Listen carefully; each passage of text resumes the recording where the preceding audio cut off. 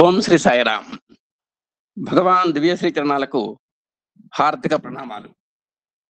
ఈరోజు హాజరైనటువంటి ఆత్మీయ సభ్యులందరికీ హృదయపూర్వకమైనటువంటి ధన్యవాదాలు. అలాగే మన అహం శక్తి బోధక చెన్నై దివ్య జ్ఞాన యజ్ఞము దైనందిన సత్సంగ కార్యక్రమము ఈరోజు మనకు ముఖ్య అతిథిగా విశిష్ట వక్తగా విచ్చేసినటువంటి శ్రీ కస్తూరి భాస్కర్ ప్రసాద్ గారికి మా అధినేత దంపతుల తరఫున, మా ఆత్మీయ సోదర సోదరీమణుల తరఫున, మా టీం తరఫున హృదయపూర్వకమైనటువంటి స్వాగతం, సుస్వాగతం. ది 29/6/25 ఏఎస్బి చెన్నై దివ్య జ్ఞాన యజ్ఞ సమూహము 5 సంవత్సరాలు అనుభవాన్ని పరిపూర్తి చేసుకున్నటువంటి నేపథ్యంలో ఇప్పుడు విశిష్ట వక్తుల చేత సత్సంగ మాలికలు జరుగుతున్నటువంటి విషయం మనందరికీ తెలిసిందే. దానిలో భాగంగా ఈరోజు young and dynamic IT coordinator, state spiritual coordinator అయినటువంటి కస్తూరి భాస్కర్ ప్రసాద్ గారు మనకు ఆధ్యాత్మిక ప్రసంగానికి ఇవ్వటానికి వచ్చి ఉన్నారు. వారికి స్వాగతం పలుకుతూ వారిని మనం పరిచయం చేసుకుందాం. వీరి పూర్తి పేరు శ్రీ కస్తూరి భాస్కర్ ప్రసాద్ గారు. వయస్సు 47 సంవత్సరాలు. వీరి యొక్క విద్యార్హత బీటెక్ ఈసీఈ. వీరు ప్రస్తుతం స్టేట్ స్పిరిచువల్ కోఆర్డినేటర్ గా ఏపీ స్టేట్ కి పనిచేస్తున్నారు. వాస్తవంగా వీరి యొక్క వృత్తి deputy manager, information technology, ONGC, Kakinada, Andhra Pradesh. వీరి యొక్క నివాసము కాకినాడ. సాయి పథంలో వీరిని చూస్తే అసలు వాస్తవంగా వీరి యొక్క ఇంకొక నేపథ్యం, వీరి యొక్క ధర్మపత్ని కూడా మరి జిల్లాలో సత్యసాయి ఆర్గనైజేషన్స్ లో క్రియాశీలకమైనటువంటి పదవిలో కొనసాగుతున్నారు. వీరి యొక్క చిరంజీవి ఒకసారి చిత్తరపిడుగులాగా మనకు ఆధ్యాత్మిక ప్రసంగాన్ని ఇచ్చినటువంటి నేపథ్యాన్ని ఇంకా మన స్మృతి మతంలో మనకు మెదులుతూనే ఉంది. ఇక వీరి యొక్క సాయి పదాన్ని కనుక ఒక్కసారి పరిశీలిస్తే వీరు 1983 నుంచి 1990 వరకు కూడా 1, 2, 3 గ్రూపుల్ని, అంటే బాల వికాస్ 1, 2, 3 గ్రూప్స్ లో క్షుణ్ణంగా అధ్యయనం చేసినటువంటి బాల వికాస్ విద్యార్థి మన భాస్కర్ ప్రసాద్ గారు. అలాగే ప్రీ సేవాదళిగా 1995లో శిక్షణ పొందారు. అలాగే యూత్ సేవాదళిగా, బాల వికాస్ గురువుగా తెలంగాణ రాష్ట్రంలోని నిజామాబాద్ లో తమ యొక్క అమూల్య సేవల్ని ఆ సందర్భంగా అందించడం జరిగింది. అలాగే తన 18వ ఏట నుండి వీరికి ఎట్ ది ఏట్ ఆఫ్ 18 అంటే మంచి నూనూగు మెసాల వయసులో ఉన్నటువంటి ఆ 18వ ఏట నుంచే 25 సంవత్సరాల పాటు, అంటే దాదాపు 43 ఇయర్స్, అంటే ఇప్పటికీ ఒక 4 సంవత్సరాల క్రితం వరకు కూడా బాల వికాస్ గురువుగా గురుతర బాధ్యతలు నిర్వహించినటువంటి మేటి మన భాస్కర్ ప్రసాద్ గారు. అలాగే మరి గ్రూప్ 1, 2, 3 శిక్షణా విభాగంలో రాష్ట్ర స్థాయి మాస్టర్ ట్రైన్డ్ బాల వికాస్ ఫ్యాకల్టీగా మరి వీరు ఎన్నో గణనీయమైనటువంటి సేవలు అందించారు. అలాగే 2001లో మరి శ్రీ సత్యసాయి బాల వికాస్ అల్యూమినిగా ఏపీ రాష్ట్ర స్థాయిలో నేషనల్ ఎక్సలెన్స్ అవార్డు అందుకున్నటువంటి అందవేసిన చెయ్యి మన భాస్కర్ ప్రసాద్ గారు.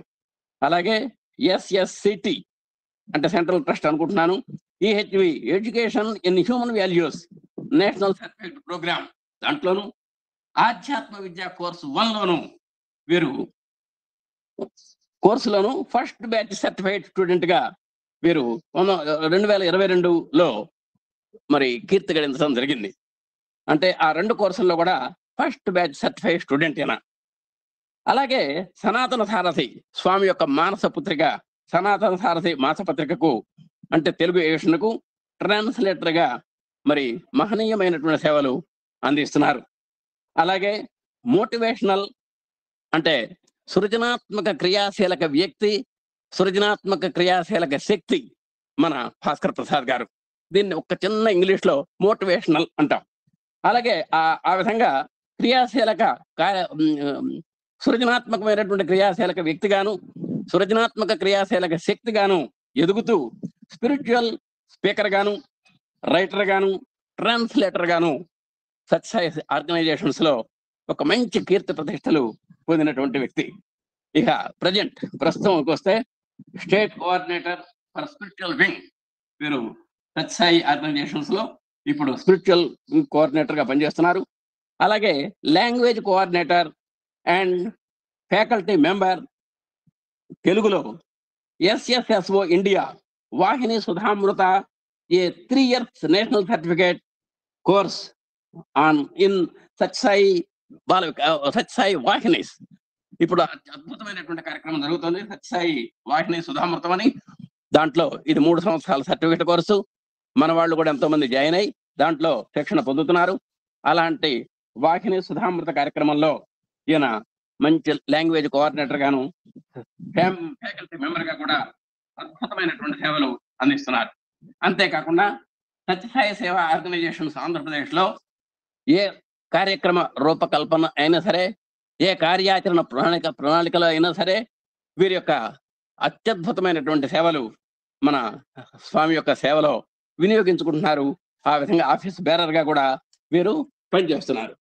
తర్వాత ఇక వీరి యొక్క ప్రీవియస్ హిస్టరీ ఒక్కసారి చూస్తే, అంటే ఈ పదవిలోకి రాకముందు వీరు చేసినటువంటి సేవ ఒక్కసారి చూసినట్టయితే, state incharge Shri Sathya Sai grooming for excellence programme AP state in 2023 2023లో ఈ కార్యక్రమం జరిగిందండి.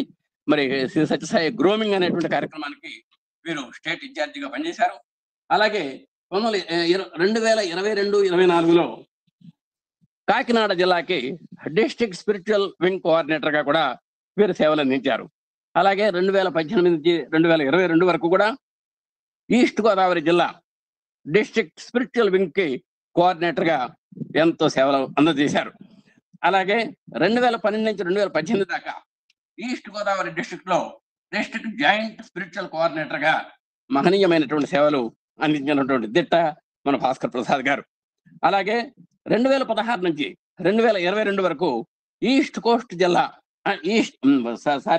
ఈస్ట్ గోదావరి జిల్లా డిస్ట్రిక్ట్ విద్యా జ్యోతి కోఆర్డినేటర్ గా కూడా మరి ఎన్నో సేవలు అందించి.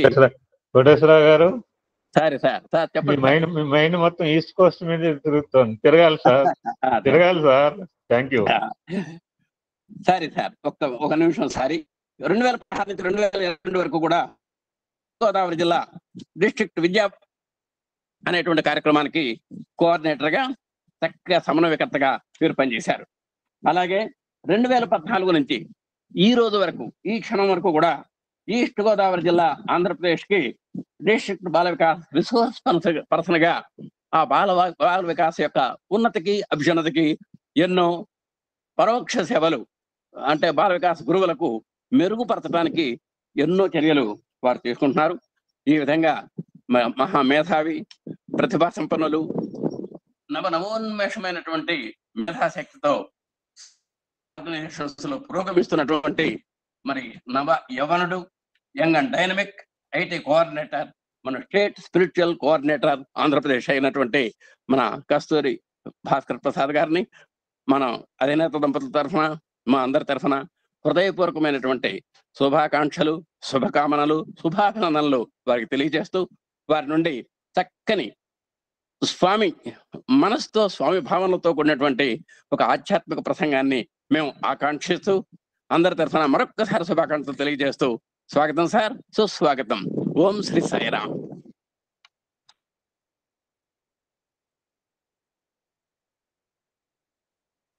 ఓం శ్రీ సాయిరామ్. అందరికీ సాయిరామ్ అండి. నా వాయిస్ వస్తుంది కదా? Okay sir. సాయిరామ్. మౌనవాక్య ప్రకటిత పరబ్రహ్మతత్వ యువానం చిన్మయ ముద్ర సాక్షాత్ దక్షిణామూర్తి స్వరూపాయ భగవాన్ శ్రీ సత్య సాయి బాబాయ్ నమః. మన తల్లి, తండ్రి, గురువు, దైవం, మనకన్నీ సర్వం అయిన భగవాన్ శ్రీ సత్యసాయి బాబా వారి దివ్య శ్రీ చరణాలకు శతకోటి ప్రణామాలు అర్పిస్తూ, ఈస్ట్ కోస్ట్ తూర్పు విభాగం ఇందాక ప్రారంభంలో మన సోదరి ఈరోజు పంచాంగం అంతా తెలియజేశారు. దక్షిణాయని, శుక్లపక్షి అని. ఆ విధంగా అందరం భగవంతుడికి కాలాతీతుడు, ఏ ప్రదేశానికి, ఏ ప్రాంతానికి పరిమితం లేని అఖండ నిర్మలాకారణ స్వామివారికి అనేక ప్రణామాలు అర్పిస్తూ, ముందుగా మా సోదరులు కోటేశ్వరరావు గారు అభిమానంతో ఏవేవో చెప్పారు. అవి సాయి బంధంలో వచ్చే అభిమానం. అయితే అవన్నీ ఇక్కడ ముఖ్యం కాదు కానీ, ఆనందంగా చెప్పుకునేది ఒక సాయి మాత అవతారంలో ఒక చిన్న ఉపకరణం అని కూడా దాన్ని ప్రకటించకూడదు. ఒక ఉడతకు ఆ రోజు శ్రీరామచంద్రుడు ఎటువంటి అవకాశాన్ని ఇచ్చాడో అంతకంటే తక్కువే. ఎందుకంటే ఆ ఉడత జన్మ చేసుకునే పుణ్యం అది. అటువంటి అవకాశాన్ని స్వామి ఇచ్చి తన సంస్థలో ఉండే అనుమతిని ఇవ్వడమే స్వామివారి అవతారంలో కలిగి ఒక సమకాలీనులుగా ఆయన దర్శన స్పర్శన సంభాషణలు పొందడమే ఒక గొప్ప అర్హత. నాకు తెలిసిన ప్రతి ఈ ఈ అఖండ సృష్టిలో భువన భాండవాల్లో ఒక జీవి, అది అమీబా కావచ్చు, బ్యాక్టీరియా కావచ్చు, ఒక వైరస్ కావచ్చు, స్వామి పాదం మీద దోమ కూడా మోక్షం పొందుతుంది ఈగ వాలిన. అటువంటి అవకాశం మాత్రమే భక్తులకు ఉండే కనీస అర్హతని మీ అందరి ముందు సవినయంగా విన్నవించుకుంటూ, అహం సత్యబోధక ఎన్నో సంవత్సరాల నుంచి మన దక్షిణ భారతదేశంలో అన్ని రాష్ట్రాల్లో కూడా అందరూ గురువు గారిని ప్రేమతో సాయి బంధంలో పిలుచుకునే మన లక్ష్మీనారాయణ స్వామి గారు ఒక సాయి సత్సంగాన్ని ముందు కొన్ని భజనతో మొదలుపెట్టి స్వామి సందేశ వాణిని ప్రపంచం అంతా తెలియజేయాలనే ఉద్దేశంతో ప్రారంభించిన ఈ విభాగం చాలా చక్కగా కొనసాగుతుంది. ఇంచుమించు 1500కు పైగా ఈ సత్సంగాలు పూర్తి చేసుకోవడం, ఇది నిజంగా స్వామి చెప్తారు, యజ్ఞం అంటే ఏంట్రా, తపస్సు అంటే ఏంట్రా, అదే తపస్సు, అదే యజ్ఞం అని. ఆ విధంగా ఇవన్నీ కొనసాగిస్తున్న మన ఎమ్మెల్యేని స్వామి గారు అని మనందరం ప్రేమతో పిలుచుకుంటాం, లక్ష్మీనారాయణ స్వామి గారు. అలాగే ఎందరో మన సోదరుల సాయి బంధం, సాయి గృహం ఇక్కడ ఉంది. ఈ రోజు సుమారు 65 మంది మన ఫ్యామిలీ మెంబర్స్ అందరం ఒక గెట్ టుగెదర్ కింద అటెండ్ అయ్యాం. చాలా ఆనందం. కనుక ఈరోజు సత్సంగం ఒక చక్కటి అంశం మీద మన స్వామి గురించి చర్చించుకుందాం. ఎందుకంటే మీకు తెలుసు, సత్యం శివం సుందరం ఇక్కడ అన్ని మనకు తెలిసినవేనండి. ఇందులో తెలియని వాళ్ళు ఎవరూ లేరు.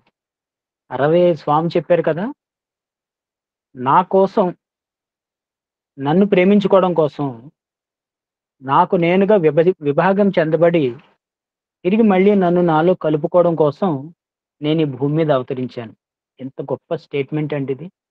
మీ అందరికీ తెలుసు, నన్ను నేను ప్రేమించుకోవడం కోసం నన్ను నేను విభాగాలు చేసుకొని, అంటే ఒక అయస్కాంతం ముక్కలు ముక్కల కింద విడిపోయిన తర్వాత మీకు తెలుసు, ఒక చిన్న పిల్లాడు అట్ట మీద అన్ని పాటలు సూది పిన్నిసులు అన్ని పెట్టి కింద మ్యాగ్నెట్ పెట్టి ఆడుతూ ఉంటాడు. నేను ఆడే ఆట అదేనయ్యా అని స్వామి చెప్తున్నారు, అదే అవతారం అని.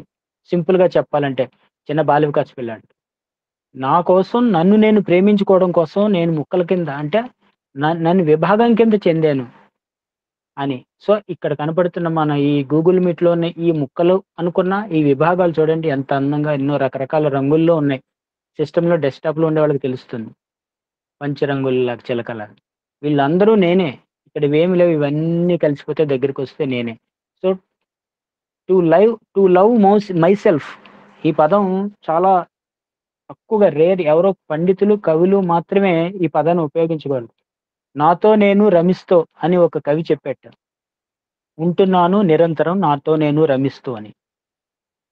అలాగే త్యాగరాజ స్వామి పాట కూడా వస్తుంది, రమించువారెవరురా రఘువర నిను విన, రమించువారెవరురా రఘోత్తమ నిను విన, సమాధి షడ్గుణ గణ సకల భువన భూషణ అని ఆయన చక్కగా గానం చేస్తాడు. అంటే రమించడం ఎవరికి, నాలో నేను రమిస్తున్నాను అంట. అంటే దానికోసం భగవత్ అవతారం వచ్చింది.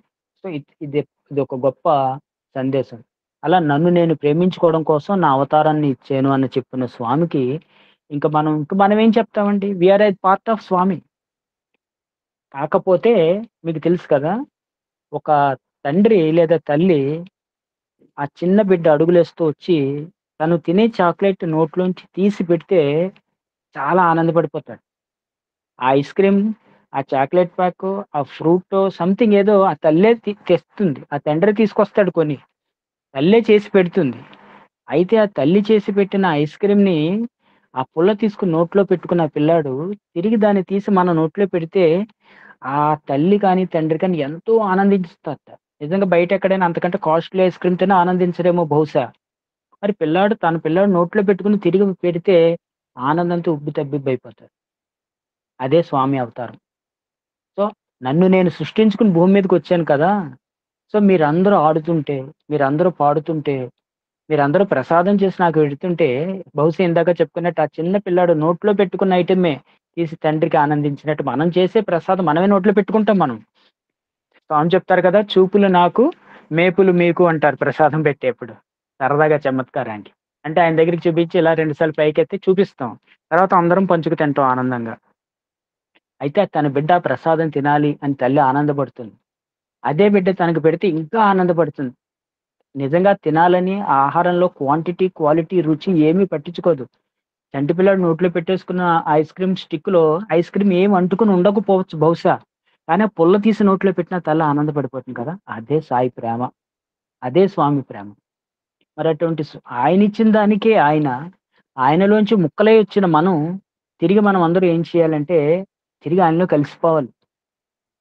తన సమూహంలో ఉన్న పిల్ల తప్పిపోతే బాతు చాలా బాధపడిపోతుంటారు. తనతో పాటు బెకమని తీసుకెళ్తూ ఉంటుంది. రోడ్ల మీద వర్షంలో, నదులు, కుంటల పక్కన.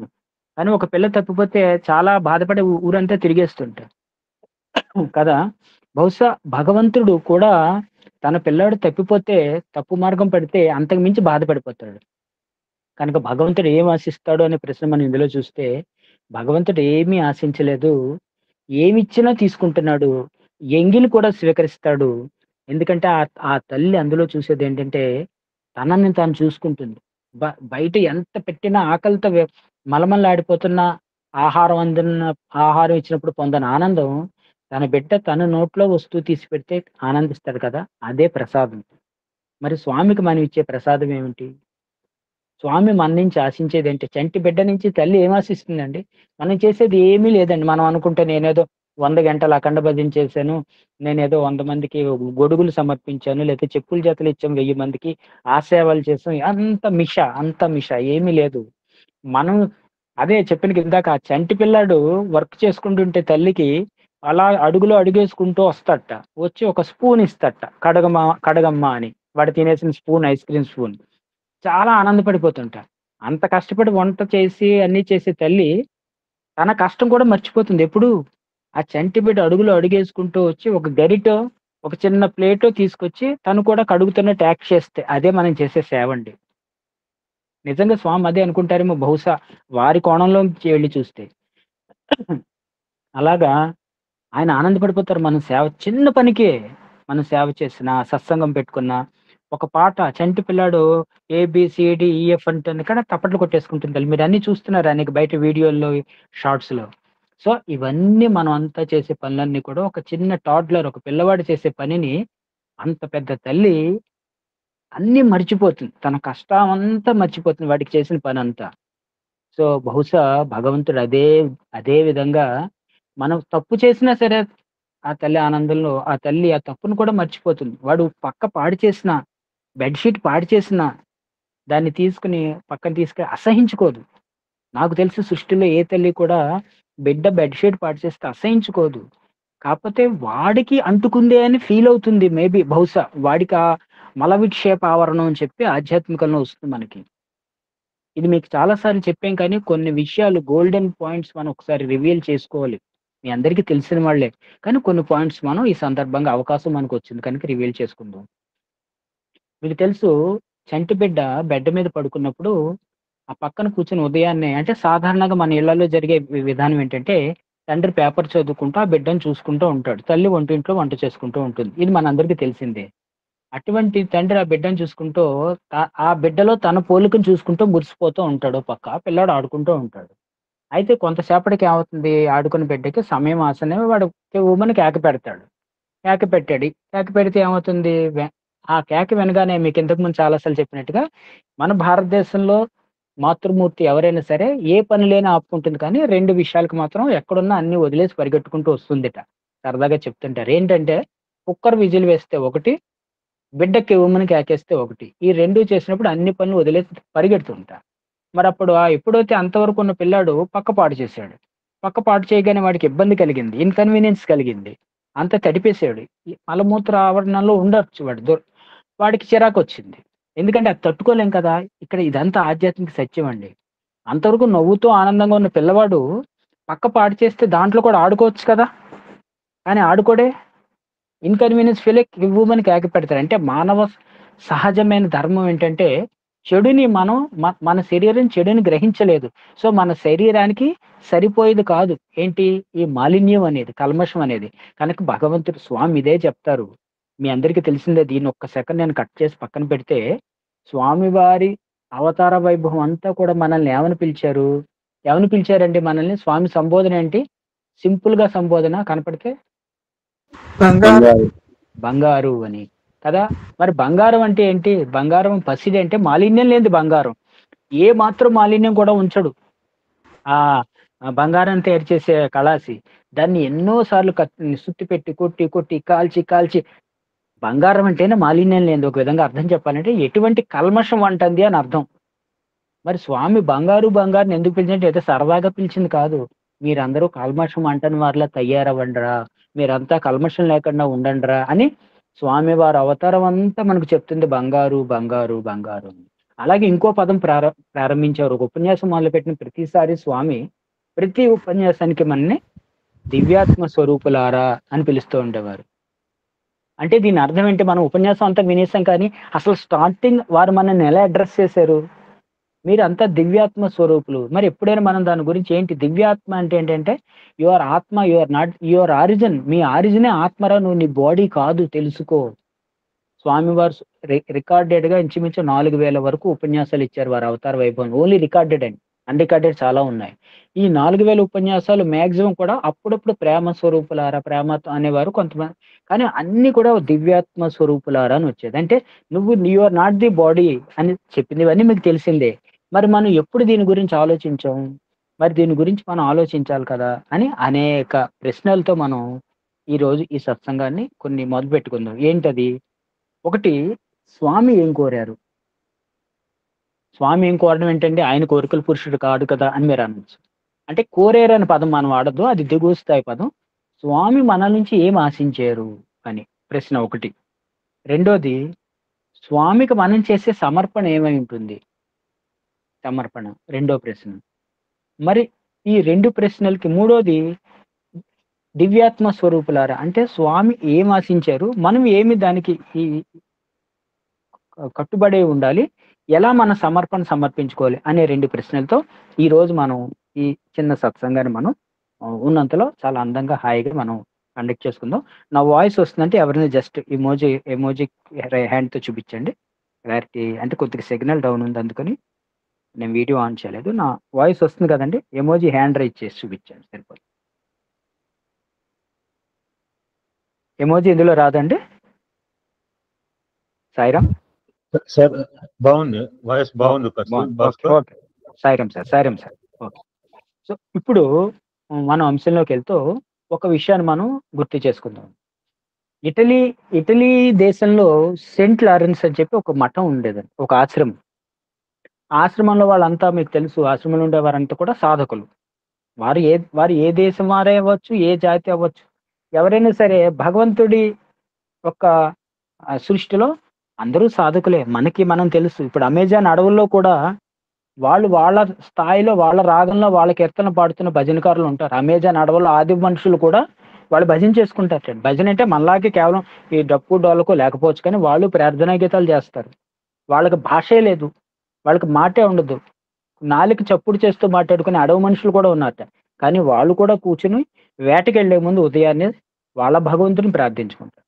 సో అది అలా ఉంచితే, ఇటలీ ఇందాక చెప్పుకున్నట్టు సెంట్ లారెన్స్ అనే ఒక మఠం ఉందిటండి. ఆ మఠంలో సాధకులు రోజు అనేక సాధనా కార్యక్రమాలు చేస్తూ భగవంతుడి గురించి సత్సంగాలన్నీ ఏర్పాటు చేసుకుంటూ ఉంటారట.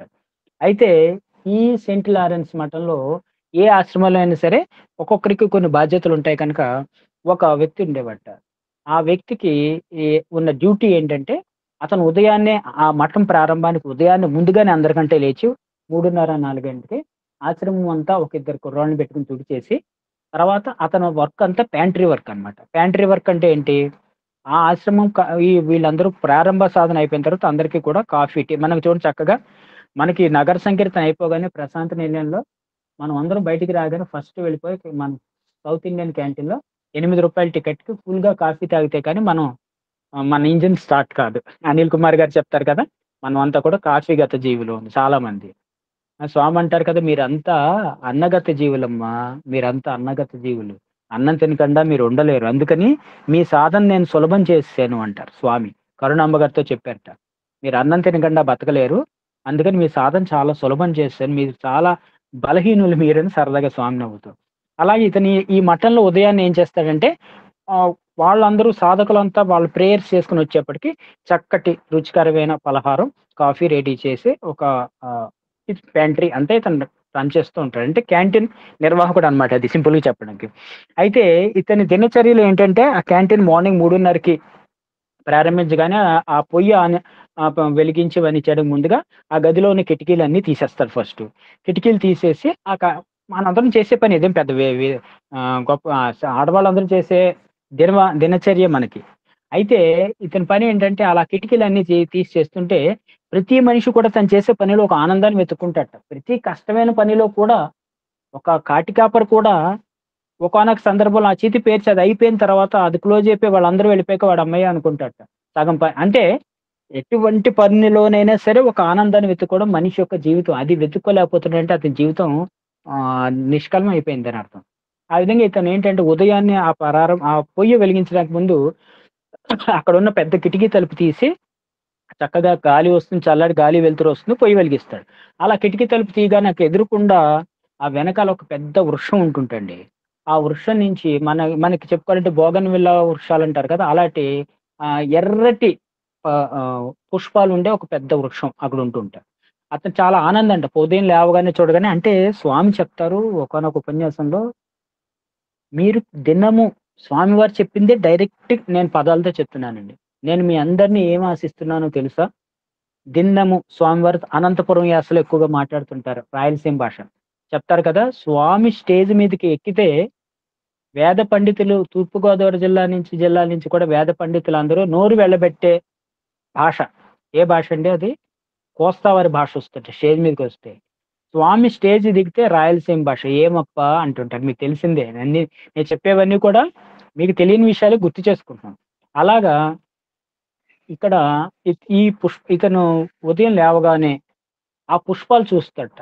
ఆ చక్కని పచ్చని చెట్టు, ఎర్రని పుష్పాలు ఇవన్నీ చూసి చాలా ఆనందపడతాడు. ఇదంతా జరిగిపోతూ ఉంటుంది.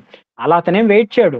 ఆ తలుపు తీయడం, పుష్పాలు చూడడం, చెట్టుని చూడడం, ఈలోపు పొయ్యి ఆన్ చేసుకొని ఇవన్నీ దినచర్యలో భాగం. మరి ఇది చెప్పారు కదా భాస్కర్ గారు, మధ్యలో మీరొకటి కట్ చేశారు. అది మిస్ అయ్యామా అని మీరు అడగొచ్చు. ఏంటది? పసిబిడ్డ గురించి చెప్పండి. అలాగే ఇందాక ఒక విషయం చెప్పాను. స్వామి దినము అని ఏం చెప్పారండి అని. ఇవన్నీ కూడా ప్రశ్నలే కదా! ఈ విధంగా ప్రశ్నలు రావడం, దానికి ఆన్సర్ చెప్పుకోవడం ఒక ఆసక్తికర ఘట్టం. అందుకని మీకు చెప్తున్నాను. సో, ముందు ఈ 2 చెప్పుకుందాం. దీన్ని రీసెంట్ చెప్పిందేంటి?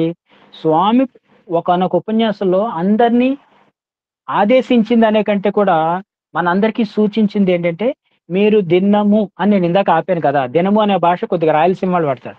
మీరు దినము కనీసం 5 నిమిషాలైనా చిన్న పిల్లలుగా మారిపోండి అని స్వామి అనేక 82, 85 ఉపన్యాసాలు ఇచ్చింది. దినము రోజు కనీసం 5 నిమిషాలైనా మీరు చిన్న పిల్లలుగా మారిపోండి. అంటే చిన్న పిల్లలుగా మారిపోండి అంటే అటువంటి అలౌకిక బ్రహ్మానంద స్థితిని మీరు పొందండి. చంటి పిల్లాడు చూడండి, తను ప్రతిదానికి ఆనందిస్తాడు. హెలికాప్టర్ ఎళ్తుంటే ఆనందిస్తాడు. పచ్చని మొక్కను చూస్తే ఆనందిస్తాడు. ఐస్ క్రీమ్ చూస్తే ఆనందిస్తాడు. వాడి జీవితంలో దుఃఖమే ఉండదు. ఆ దుఃఖం వచ్చింది కూడా ఏంటంటే తన ఆనందాన్ని అడ్డుపడితే, అంటే అమ్మ తనను వదిలేసి ఎళ్ళిపోతే బాగా దుఃఖపడతాడు. ఆ ఆకలి కూడా, ఎందుకంటే ఈ కాలంలో ఆకలితో దుఃఖపడే పిల్లలు ఎవరూ లేరు. అలాగే మీరు దినము 5 నిమిషాలైనా చంటి బిడ్డలా మారిపోండని ఇది స్వామి స్వయంగా ఉపన్యాసంలో వారి గళంలో చెప్పింది. అంటే వారేం చెప్పారంటే రోజులో 5 నిమిషాలు you be a child minimum 5 minutes అన్నారు. మనం పెద్ద పెద్ద సాధనలు చేద్దాం, హఠయోగం, అష్టాంగ యోగం చేయట్లేదని మనం బాధపడతాం. యమ, నియమ, ఆసన, ధారణ, ప్రత్యయమ, ఇవన్నీ కూడా ప్రాణాయామం అని. అది అన్ని స్వామి సూచించలా. మనకి పతంజలి మహర్షి సూచించమని స్వామి చెప్పారు. అయితే స్వామి మనకిచ్చిన అతి సులభమైనది చెప్పారు కదా! మీరు చాలా అన్నగత జీవులయ్యా, మీరు పెద్ద పెద్ద సాధనలు చేయలేరు. మీకన్నీ నేను సులభమైన సాధనలే, భజన పాట పాడండి. ఇందాక చక్కగా పాడారు ఇద్దరు ముగ్గురు అని. అలాగా దినము 5 నిమిషాలు చంటి పిల్లాడిగా మీరు మారిపోండి అని స్వామి చెప్పింది. మరి ఏమిటి ఈ చంటి పిల్లాడిగా మారడం అంటే అనేది, now I connect back to the first words. ఆ తండ్రి కుర్చీలో కూర్చొని ఆ పిల్లవాడు మంచం మీద ఆడుకుంటుంటే ఆనందిస్తుంటే ఇంతలో ఏం చేశాడు ఆ చంటి బిడ్డ పక్క పాడు చేసింది. పాడు చేసిన తర్వాత కెవ్వుమని కేక పెట్టింది. కెవ్వుమని కేక పెట్టిన తర్వాత ఏం చేస్తాడు? తండ్రి లేచి ఆ పిల్లాడిని ఎత్తుకుంటాడంటే ఎత్తుకోడు. తండ్రి లేచి ఆ పిల్లాడిని సంస్కరించడు. సాధారణంగా జరిగే విషయం నేను చెప్తున్నాను. మన జీవితానికి దూరంగా జరిగే విషయాలు చెప్పడం నాకిష్టం ఉండదు. మన ఫ్యామిలీస్‌లో జరిగేదేంటంటే తండ్రి ఏమేవ్ అని పిలుస్తాడు. ఎవరిని? భార్యని పిలుస్తాడు. లేకపోతే పిలవక కూడా అక్కర్లే. ఇందాక చెప్పుకున్నాం కదండీ! ప్రపంచంలో తల్లి ఎక్కడున్నా పిల్లాడి కేక పెడితే అన్నీ వదిలేసి వచ్చేస్తుంది. అంట్లు తోముతున్నా, గిన్నెలు తోముతున్నా అలా వచ్చేస్తుంది. అలా తల్లి పరిగెట్టుకుంటూ వస్తుంటా. వచ్చిన తర్వాత ఏం చేస్తుంది? ఆ బిడ్డని అసహించుకుంటుందండి ఆ తల్లి. పక్క పాడు చేసేసాడు ఇదంతా చూడడానికి మల విక్షేప ఆవరణలో ఉన్నాడని ఈ సృష్టిలో ఏ తల్లి అసహించుకోదు. కానీ దేన్ని ఇబ్బంది పడుతుంది? ఆ పిల్లవాడికి అంటుకుందే అని ఆ కల్మషం అంటుకుందే అని చిరాకు పడుతుంది అంతే. ఆ బిడ్డని వెంటనే తీసుకెళ్ళి వేడి వేడి నీళ్ళు పెట్టి చక్కగా వాడిని శుభ్రంగా స్నానం చేయించి జాన్సన్ బేబీ సబ్బు పెట్టి రుద్ది వాడిని ఫ్రెష్‌గా తయారు చేసి అంతటితో అయిపోయిందా? మళ్ళీ మంచి మెత్తటి క్లాత్‌తో వాడిని తుడిచి వాడికి మళ్ళీ జాన్సన్ బేబీ పౌడర్ రాసి రకరకాలన్నీ చేసి బుగ్గలకి, మెడలకి పౌడర్ అద్ది అందంగా తయారు చేసి తల దువ్వి బుగ్గన చుక్కన పెట్టి తీసుకొచ్చి ఆ పిల్లాడిని మళ్ళీ బెడ్ షీట్ మార్చి ఈ పాయింట్ మర్చిపోయాం. ఆ బెడ్ షీట్ తీసి పక్కన పడేసి మళ్ళీ ఫ్రెష్ బెడ్ షీట్ వేసి దాని మీద క్లాత్ ఏసి మళ్ళీ పిల్లాడిని పెట్టి వాడికేదో పాలు పేగిక పెట్టి చేతిలో పెట్టి అక్కడ పెట్టి తన పని చేసి తన పనికెళ్ళిపోతుంది. ఇది అందరికీ తెలిసిన విషయమే కదా! అయితే ఈ ఘట్టం అంతా జరుగుతున్నంత సేపు తండ్రి పేపర్ చూసుకుంటూనే ఉంటాడు. ఏ మాత్రం హెల్ప్‌కెళ్ళడు. ఆఫ్‌కోర్స్ నేటి కాలం తండ్రులే ఇవన్నీ చేస్తున్నారు. ఇది అందరికీ తెలిసిందే. కానీ సాధారణంగా జరిగేది గతంలో పూర్వంలో. ఇప్పుడైతే మొత్తం అంతా తండ్రే చేసుకుంటున్నట్టుగా వినికిడి. సో, అలాగా ఆ తర్వాతట పేపర్ చూసుకున్న తండ్రి ఎప్పుడైతే పిల్లాడు క్లీన్ అయిపోయి, ఫ్రెష్ అయిపోయి వచ్చాడో, ఆ పిల్లవాడికేసి చూసి చాలా ఆనందపడి అబ్బా! నా కొడుకు ఎంత బాగున్నాడో, నా పోలికే వచ్చింది కదా! అని మురిసిపోయి ఆనందపడిపోతాడు. ఇదంతా ఎందుకు చెప్తున్నానంటే, ఈ తండ్రే భగవంతుడండి. ఆ తండ్రే భగవంతుడు. ఆ పేపర్ చూస్తూ సర్వదీ సాక్షిభూత్యం అని చెప్తుంది వేదం. ఈ సర్వానికి నేను సాక్షిభూతుడిగా ఉంటానయ్యా మీ కనువెంటే. కొంతమంది సాయి భక్తులు ఇంటికెళ్తే వాళ్ళ ఇంటి దగ్గర ఒక బోర్డ్ ఉంటుంది చాలా మంది. He is a silent observer of everything in our house అని ఒక సుప్రసిద్ధ సాయి భక్తుల ఇంటికి వెళ్తే ఇంటి బయట చూసాను నేను. He is a silent observer అంటే మనందరికి సీసీటీవీలు ఇప్పుడు కామన్ అయిపోయింది. అయితే ఏ సీసీటీవీ పెట్టుకోక్కర్లే సాయి భక్తుడు. ఎందుకంటే ఒక సీసీటీవీ కళ్ళు గమనిస్తూనే ఉంటాయి. సర్వధీ సాక్షిభూతం అని పేరు. ఆయన సైలెంట్‌గా సాయి భక్తుల ఇళ్లలో ప్రతీదీ చూస్తూనే ఉంటారట. అబ్జర్వ్ చేస్తూనే ఉంటారట. మరి అటువంటిది వ్యక్తి తండ్రైతే ఆ బిడ్డ ఎవరో కాదండి. ఆ బిడ్డ మనమే. ఇంతకీ ఆ పసిబిడ్డ ఈ గగనం అంతా ఎందుకు చెప్పాల్సొచ్చిందంటే ఆ పసిబిడ్డ మనమే. మనం ఆ పసిబిడ్డ ఎలా అయితే రోజుకి 2, 3 సార్లు మల విక్షేప ఆవరణలో కూరుకుపోతాడో, మనము నిత్యం కూరుకునే ఉన్నాం. అది వాడికి శారీరకంగా జరిగింది. కానీ అది కాదు మనం గుర్తించాల్సింది. మన చుట్టూ అటువంటి ఆవరణలోనే మనం కల్మషంలోనే మునిగిపోయి ఉన్నాం. ఇటువంటి ఆవరణలో, మల విక్షేప ఆవరణలో. ఇది పెద్ద టాపిక్ యాక్చువల్‌గా అది మనం తర్వాత అనేక ఆధ్యాత్మిక సాధనా అంశాల్లో చెప్పుకుందాం. చాలా బిగ్గెస్ట్ టాపిక్ మల విక్షేప ఆవరణం అనేది. అటువంటి మనల్ని ఆ తల్లి ఉంది కదా! ఆ అమ్మ ఇంతకీ అమ్మ ఎవరండి అని మీకు డౌట్ రావచ్చు. ఆ తల్లిని గతం వరకు ఇక్కడ ఒక చిన్న ఇంపార్టెంట్ పాయింట్ అని టిక్ చేసుకోండి. గతం వరకు అనే పాయింట్ మీరు అండర్‌లైన్ పెట్టుకోవాలి. ఆ తల్లే గురువు అనమాట అండి. గురువు అంటే సంస్కరించేవాడు గురువు. ఆ తల్లి తీసుకొచ్చి ఆ పిల్లాడిని తీసుకెళ్ళి వేడి నీళ్ళలో పెట్టి మొత్తం ప్యూరిఫై చేసిన తర్వాత ఎక్కడ పెట్టింది? తన భర్త పాదాల దగ్గర సమర్పించింది.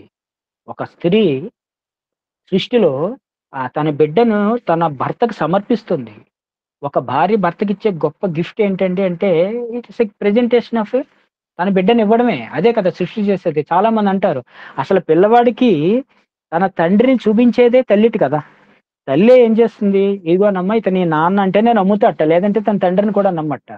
అంటే ఇక్కడ తండ్రి కంటే ప్రాథమికంగా తల్లి పాత్ర ఎందుకు అత్యంత ఉత్కృష్టం అంటే హి ఈజ్ యువర్ డాడ్ అని చూపిస్తేనే వాడు డాడీ అంటట. లేకపోతే అనడట. కనుక ఆ బిడ్డని తిరిగి మళ్ళీ భర్త పాదాల ముందు స్వీకరించి భర్త పాదాల ముందు పెట్టేది తల్లి కదా! ఆ తల్లే గురువు. ఇంతకీ మనం ఆధ్యాత్మికంగా దీన్ని చెప్పుకుని అంటే అటువంటి గురువు మనల్ని సంస్కరించి భగవంతుడి దగ్గరికి తీసుకెళ్తారు. Okay. This is the point. అయితే ఇదంతా గతం. ప్రస్తుత అవతారంలో స్వామి చెప్పింది మనకి వేరే గురువు అవసరం లేదండి. మన అదృష్టం బహుశా ఇందాక ప్రారంభంలో అన్నాను కదా! నన్ను నేను ప్రేమించుకోవడం కోసం నేను అనేకంగా విభాగం చెంది తిరిగి మళ్ళీ నన్ను నేను కలుపుకుంటున్నాను అని స్వామి చెప్పినట్టుగా ఇక్కడ ఇంకా తల్లి పాత్ర లేదు. ఎందుకంటే తల్లి పాత్ర, తండ్రి పాత్ర కలిసిపోయిన పాత్రే. మరి స్వామి అంటే ఏంటంటే Saibaba definition first class group 1 Bala Vikas పిల్లాడికి మనం చెప్తాం. ఇది పూర్వ అవతారాలు కొన్ని పేర్లు ఉండేవి. శ్రీరామచంద్రుడు, శ్రీకృష్ణ పరమాత్మ, ఇలా రకరకాలుగా అన్ని దశ అవతారాలకి. కానీ ఈ అవతారానికి ఉన్న పేరు ఏంటండి? సాయి. అంటే మీ అందరికీ తెలుసు. సా ఆయి అంటే తల్లి, తండ్రి ఈ అవతారం పేరు. సో అవతారం వస్తేనే క్లారిటీ ఇచ్చేసారు స్వామి తన అవతార ప్రకటన రోజు. ఆ రోజు మల్లెపూలు విసిన రోజు స్వామి చెప్పేశారు, నేనే తల్లిని, నేనే తండ్రిని మీ అందరికీ అని. సో అందుకనే ప్రారంభంలో మన అందరికీ తల్లి, తండ్రి, గురువు, దైవం కూడా కనుక నన్ అదర్ దాన్, సర్వ అతీత, మొత్తం సర్వ దేవతలు కూడా అతీతమైన స్వామి తత్వం గురించి ఆనందంగా చెప్పుకుంటూ ఇది ఇంతకీ. సో అటువంటి ఉత్కృష్టమైన స్వామి అవతారంలో మనం ఈ రోజు టాపిక్ లో చెప్పినట్టు స్వామి మన నుంచి ఏం ఆశించి ఉంటారు, మనం స్వామికి ఇచ్చిన సమర్పణ ఏమై ఉంటుంది అనే విషయం గురించి మనం డిస్కస్ చేసుకుందాం. స్వామి మన నుంచి ఏం ఆశించి ఉంటారు? డెఫినెట్ గా ఒక విషయం మనం ప్రశ్నించుకుంటే మనకి ప్రశ్నోపనిషత్తు అని చెప్పేది వస్తుంది. ప్రతిదీ ఆధ్యాత్మిక ప్రారంభించుకునేదే ప్రశ్నతో. గతంలో మేము షేర్ చేసుకుంటున్నాం వాహిని సుధామృతిలో. కిందటి వారమే కేనోపనిషత్తు అనే ఉపనిషత్తు ముగిసింది 3వ గ్రూప్ వాళ్ళకి. కేన అనేది దశ ఉపనిషత్తులో కేనోపనిషత్తు కూడా వన్ ఆఫ్ ది ముఖ్యమైనది. కేన అంటే సంస్కృతంలో ఎవరు. ఆ కేనోపనిషత్తు అంతా చెప్తుంటండి ఈ సృష్టికి కారణం ఎవరు, ఎవరి వల్ల నడపబడుతోంది, మనం ఏ పని చేస్తున్నా చెప్పినా మన గుండె ఎలా కొట్టుకుంటుంది. ఒక కవి చెప్తాట, ప్రతి రాత్రి ఒక మృత్యువు, ప్రతి సూర్యోదయం ఒక జన్మట. నిజమే కదా? రాత్రి 11 తర్వాత మన బాడీ డెడ్ బాడీయే. మన అన్ని ప్రపంచంలో అన్ని శవాలతో పాటు ఈ సమాధులు అక్కడ ఉండొచ్చు, కానీ రాత్రి 11 నుంచి పొద్దున్న 4 తర్వాత మనం అంతా కలిసిపోతాం, ఏకమైపోతాంట. ఉదయాన్నే తెల్లవారుజామున బ్రహ్మ వచ్చి మళ్ళీ మన ప్రాణులన్నీ తట్టిన తర్వాత మనం లేస్తాంట. ఒక అద్భుతమైన కవి చెప్తాడు. అంటే ప్రతి రాత్రి ఒక మృత్యువు. ఎందుకంటే నేడని రేపని వాయిదా వేస్తావు, నేటి రాత్రే ప్రాణం పోతే ఏం చేస్తావు అని చెప్పి ఒక పాట ఉండేది మా చిన్నప్పుడు. నేడని రేపని వాయిదా వేస్తావు, నేటి రాత్రే ప్రాణం పోతే ఏం చేస్తావని. అలాగా ప్రతి రాత్రి ఒక మృత్యువు, ప్రతి సూర్యోదయం ఒక జీవనం అని అనుకుంటేనే భక్తుడిటండి. లేదు నాకు ఇంకో 2 ఇయర్స్ ఉంది, పర్వాలేదు, నెక్స్ట్ ఇయర్ పుట్టపర్తి వెళ్దాం, పర్తి యాత్ర చేద్దాం, నవంబర్ 23 కదా, ఇప్పటి నుంచి టెన్షన్ ఎందుకు అనుకుంటే ఈ రోజు రాత్రి వెళ్ళిపోయిన వాళ్ళు ఎంతో మంది ఉన్నారు. గత 5 ఏళ్ల క్రితం తీసుకెళ్ళిపోవలసిన స్వామి కరోనాలో 5 ఏళ్ల పాటు మనం ఉంచాడంటే ఆ దేవుడు మనలో చైతన్యాన్ని ఇంకా 5 ఏళ్ళు ఉంచాడు, 20 నుంచి. అంటే ఏదో ఒక కారణం ఉంటే కదా స్వామి మనల్ని ఇక్కడ ఉంచారు అని మనం ఆలోచించుకోవాలి. సో ఇది ఒక్క నిమిషం అలా కామా పెట్టి ఉంచితే, ఇందాక మీరు సెంట్ లారెన్స్ మఠం అని చెప్పారు కదండి, అది చెప్పలేదు ఏంటండి అని మీరు అడుగుతారు నన్ను డెఫినెట్ గా. ఇందుకే ఏంటంటే ఆ సెంట్ లారెన్స్ మఠంలో ఆశ్రమంలో అతను అలా ఉదయం లేవగానే, ఇందాక చెప్పాను కదా ఇదంతా ఎందుకు చెప్పానంటే, ఆ సూర్యోదయం లేవగానే మనము భగవంతుడా నాకు జన్మిచ్చావు, ఈ శరీరం అనే మృణమయం దీన్ని, ఈ జీవ చైతన్యాన్ని నా దేహంలో పెట్టి మేల్కొల్పావు కదా, తిరిగి మళ్ళీ రాత్రి పడుకునే పోయేలోపు నేను ఏం సాధించాను, నేను పుట్టి ఏం పొందాను అని అనుకోవాలని చెప్తుంటారు. దీన్నే పురంధరదాస్ కూడా ఎన్నో సార్లు ప్రతిరోజు రాత్రి, ఎలా అయితే రామకృష్ణ పరమహంస ప్రతిరోజు రాత్రి పడుకున్నప్పుడు ఏడ్చేవట, ఈ రోజు కాళికామాత దర్శనం అవ్వలేదు నాకు అని. అలాగే పురంధరదాస్ అనేవట, మరదు నిన్నే బడదు స్వామి అని, మరదు నిన్నే బడదు ఇంది అని చెప్పి మనకి కన్నడలో పాట వస్తుంది. అంటే నేను ఏదో మర్చిపోవడం వల్ల కదా ఈ భూమి మీద పడ్డాను అని, మరదు నిన్ను పడదు స్వామి, అటువంటి నిన్ను మర్చిపోయి నాకు ఈ జన్మ వచ్చింది, నిన్ను మర్చిపోకుండా ఉండుంటే గత జన్మలో నేను ఈ జన్మలో పడి సంసార యాత్ర అంతా నాకు వచ్చేది కదా అని ఆ గానానికి అర్థం వచ్చేది, మరదు నిన్నే బడదు ఇందే అని. అలాగా నిన్ను ఎందుకు మర్చిపోయాను కనుక ఇక నేను నిన్ను మర్చిపోను స్వామి, గతం కథ అప్పుడైతే నేను మర్చిపోను, ఇకపై నిన్ను నేను మర్చిపోకుండా ఉంటాను. అలాగ మరొక ఉదయం వచ్చిందంటే మనకి ఈ సృష్టి అంతటికి సూర్యుడికి ఉండే ఇంకో పేరు ఏంటంటే ఆయన ఆ అమృతత్వం అండి, జీవాన్ని ఇచ్చేవాడు ఆయన బ్రహ్మ. ఆయన మనని ఉదయాన్నే లేపుతున్నాడు. అటువంటి సూర్యోదయం ఓ పక్క ఆ చెట్ల నుంచి వస్తుంటే, ఈ లారెన్స్ మఠంలో అతను చెట్టు వెనక నుంచి వచ్చే సూర్యోదయం, ఆ చెట్టు వెనక నుంచి ఆ కిరణాలు రావడం, ఆ కిరణాలు ఆ చెట్టు మొత్తం మూసుకుపోయేలా ఉండి ఎర్రటి పుష్పాలు, మధ్యలో పచ్చటి ఆకులు, ఆ కిరణాలు ఆ పుష్పాలను తాకుతూ ఈ కిటికీలోంచి ఇతని మీద పడుతున్నాయట. అది దృశ్యం అక్కడ. అది చూసి అతను చాలా ఆనందపడతాట.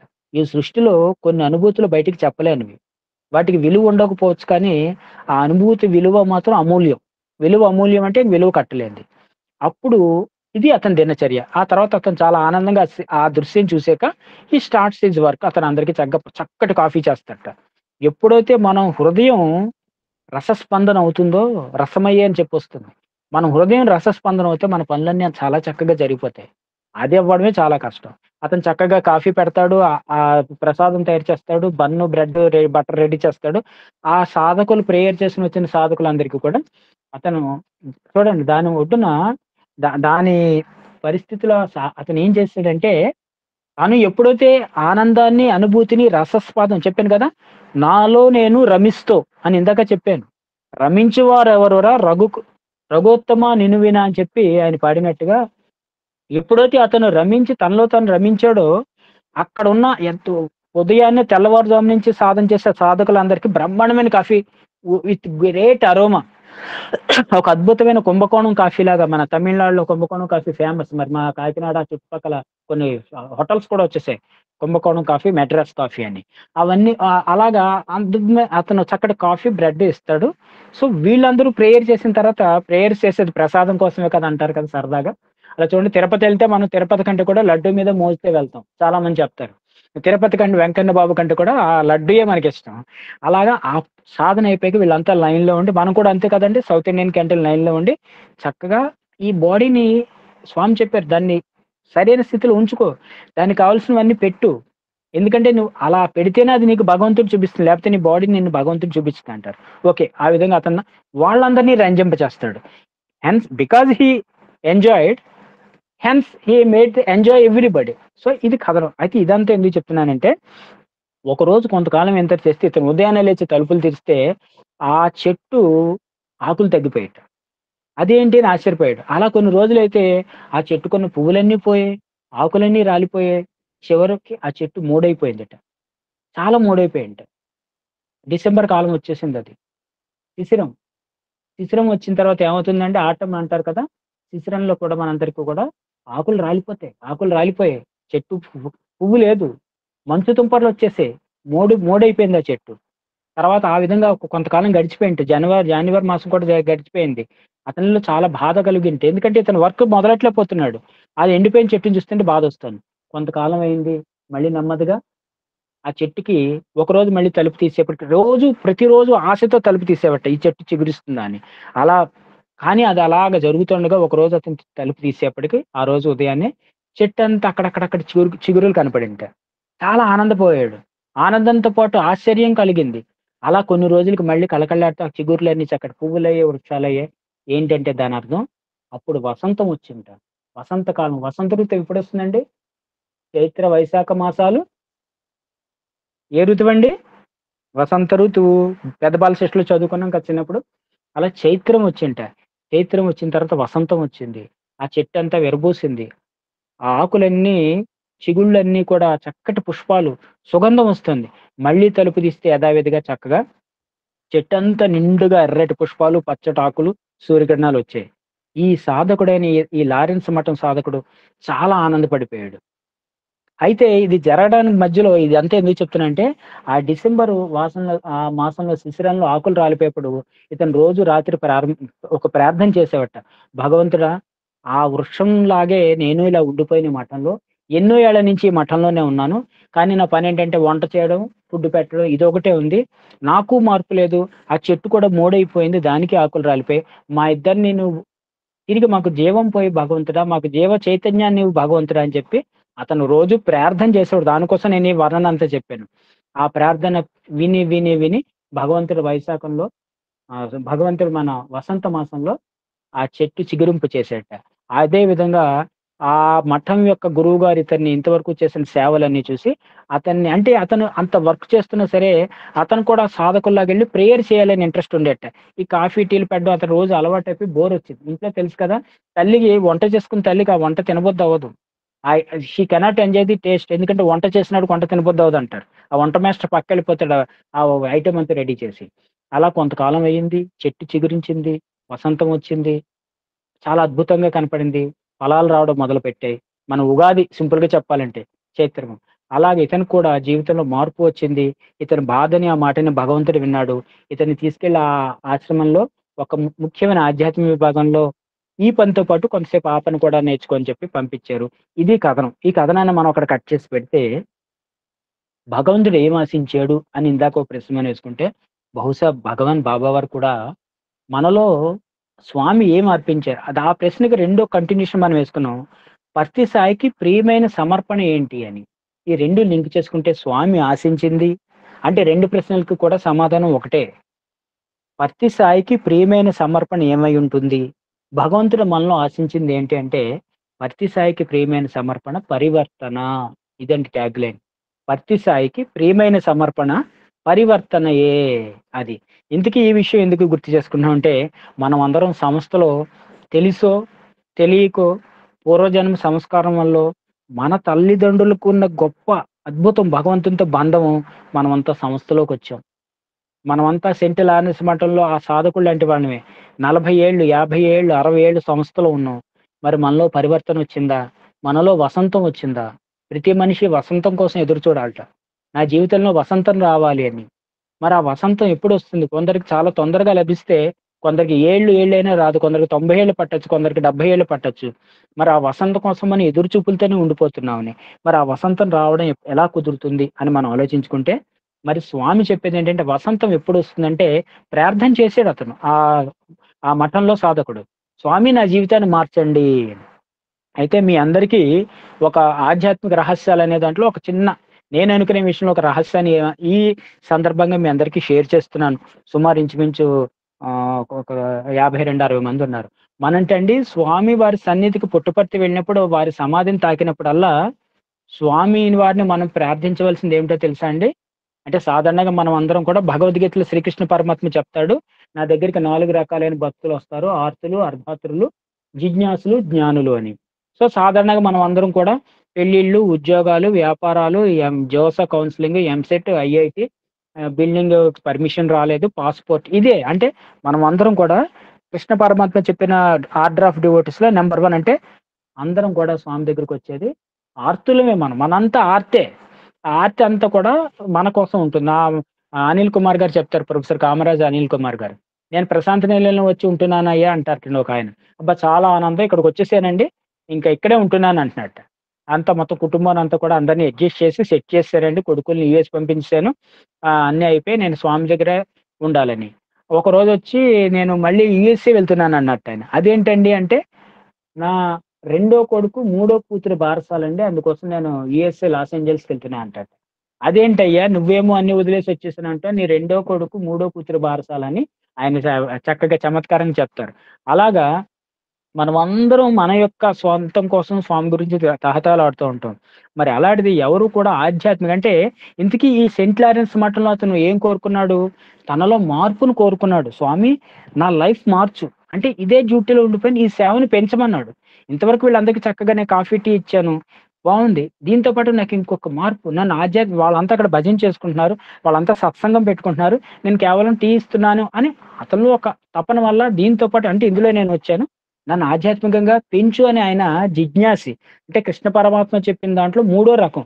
ఆర్తులు, అర్ధాతులు, జిజ్ఞాసులు, జ్ఞానులు. ఇంకా జ్ఞాని అవ్వడం అది ఫైనల్ స్టేజ్ కనుక జిజ్ఞాసగా కోరాడు. ఆ కోరికను వెంటనే భగవంతుడు యాక్సెప్ట్ చేశాడు. ఇమ్మీడియేట్‌గా యాక్సెప్ట్ చేసి వితిన్ 40 రోజుల మండలం దీక్ష అంటాం కదా మనం హనుమంతుడికి. అలా అతనిలో మార్పొచ్చింది. ఆ విధంగా మనమందరం కూడా పత్తి సాయికి ప్రియమైన సమర్పణ. స్వామి మన నుంచి ఆశించేదేంటంటే పరివర్తన అంటే మార్పండి. మార్పే మనకు కావాల్సింది. మనం కోరుకోవాల్సింది. స్వామి కూడా నువ్వు మారు అంటున్నారు. అలా మారలేదు. నేను 40 ఏళ్ల క్రితం స్వామి డివోటీని. 40 ఏళ్లయింది ఇప్పటికొచ్చిన స్వామి డివోటీని. బావుంది. కానీ ఏంటయ్యా డిఫరెన్స్? 40 ఏళ్ల క్రితం నీలో ఏం వదిలేసావు? 40 ఏళ్ల తర్వాత ఏం పెరిగింది అంటే, ఆ బ్యాలెన్స్ షీట్ అది మనకే తెలుస్తుంది ఇతరుల కంటే కూడా. అది లేనప్పుడు నువ్వు డివోటీవి అని చెప్పుకుంటావు కానీ నేను డివోటీని కాదయ్యా అంటారట స్వామి. మరి ఆ విధంగా మీకు తెలుసు అనేక సందర్భాలు స్వామివారి యొక్క ఆర్డెండ్ డివోటీ చెప్తారు. స్వామి ఒక వీధిలో నడిచి వెళ్తూ బాబాగారు అక్కడ నీటి కుంటలో పడున్న కప్పని చూస్తారటండి. ఆ నీటి కుంట నిండా కప్ప పిల్లలు వర్షాకాలం మొదలైంది కదా! బోలెడు కప్ప పిల్లలు ఉంటాయట వర్షం పడగానే నిండిపోగానే. ఆ కప్ప పిల్ల దగ్గరికెళ్ళి చూసి ప్రేమతో కప్ప పిల్ల నీకు తోకుండదు అంటారట స్వామి. అంటే ఆ కప్ప పిల్ల చూసి పైకి నవ్వుతూ అలా చెప్తారేంటి స్వామి నాకు తోకుంది కదా అని చూపిస్తుంది. మీ అందరికీ తెలుసు చిన్నప్పుడు మనం చదువుకున్నాం. లార్వా టాడ్పోల్ అని చెప్పి జీవ పరిణామ ప్రక్రియ అని చెప్పి చార్లెస్ డార్విన్ది. ఈ కప్ప పుట్టినప్పుడు దానికి తోక ఉంటుంది. మీకు తెలిసే ఉంటుంది. ఆ తోక ఉంటుంది దానికి. ఆ తోకతోనే చిన్న కప్ప పిల్ల ఉంటుంది. అదే విషయం కానీ స్వామన్నారట, కప్పపిల్ల నీకు తోక ఉండదు అంటారట. ఆ కప్పపిల్ల బయటికి చూసి నవ్వుతూ అదేంటి అలా చెప్తారేంటి, నువ్వు కప్పవు కానీ నీకు తోక ఉండదు అంటారట స్వామి. లేదు లేదు నాకు తోక ఉంటుంది లేని మళ్ళీ నీళ్ళలోకి వెళ్ళి బెక్కమని ఎగురుతుంటా.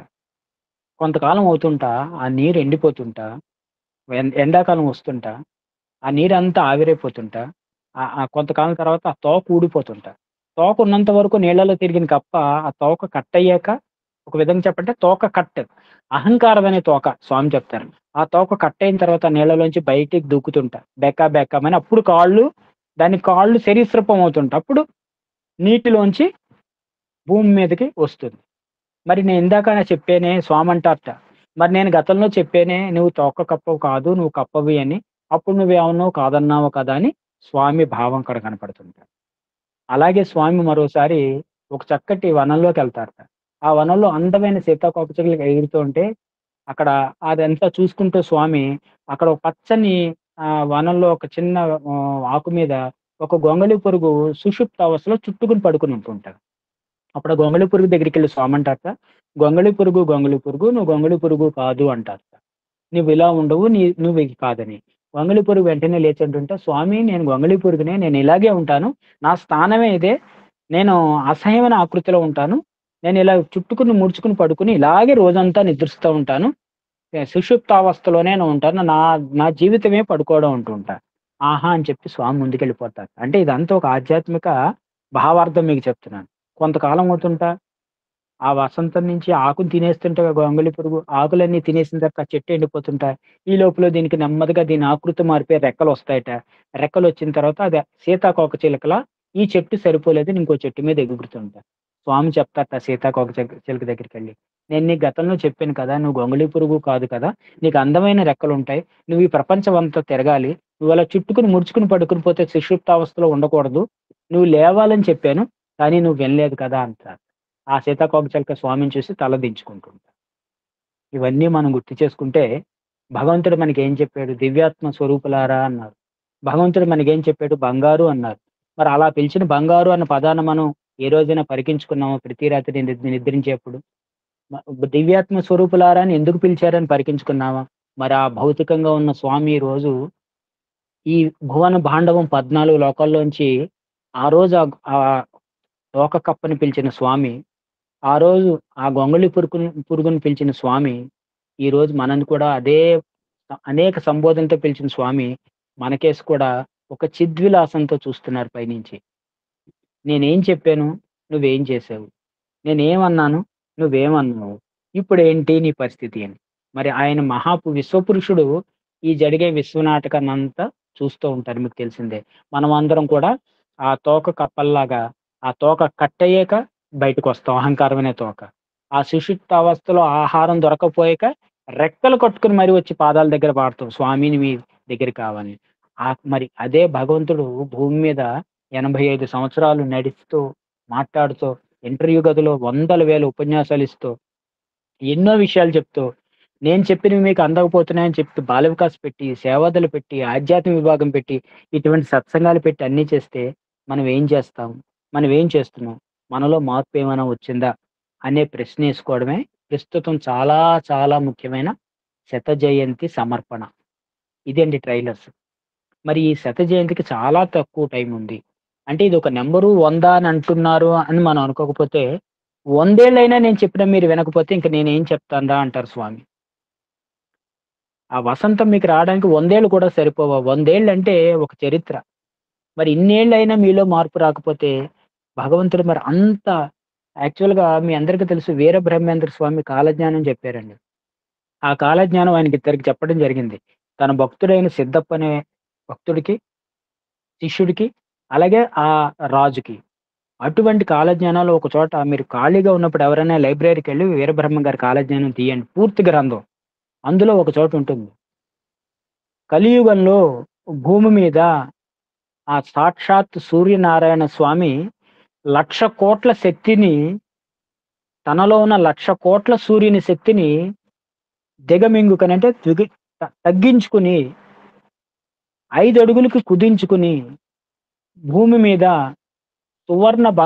సువర్ణ ఛాయతో 5 అడుగులతో భూమి మీద నడియాడుతూ తిరుగుతూ ఉంటాడు.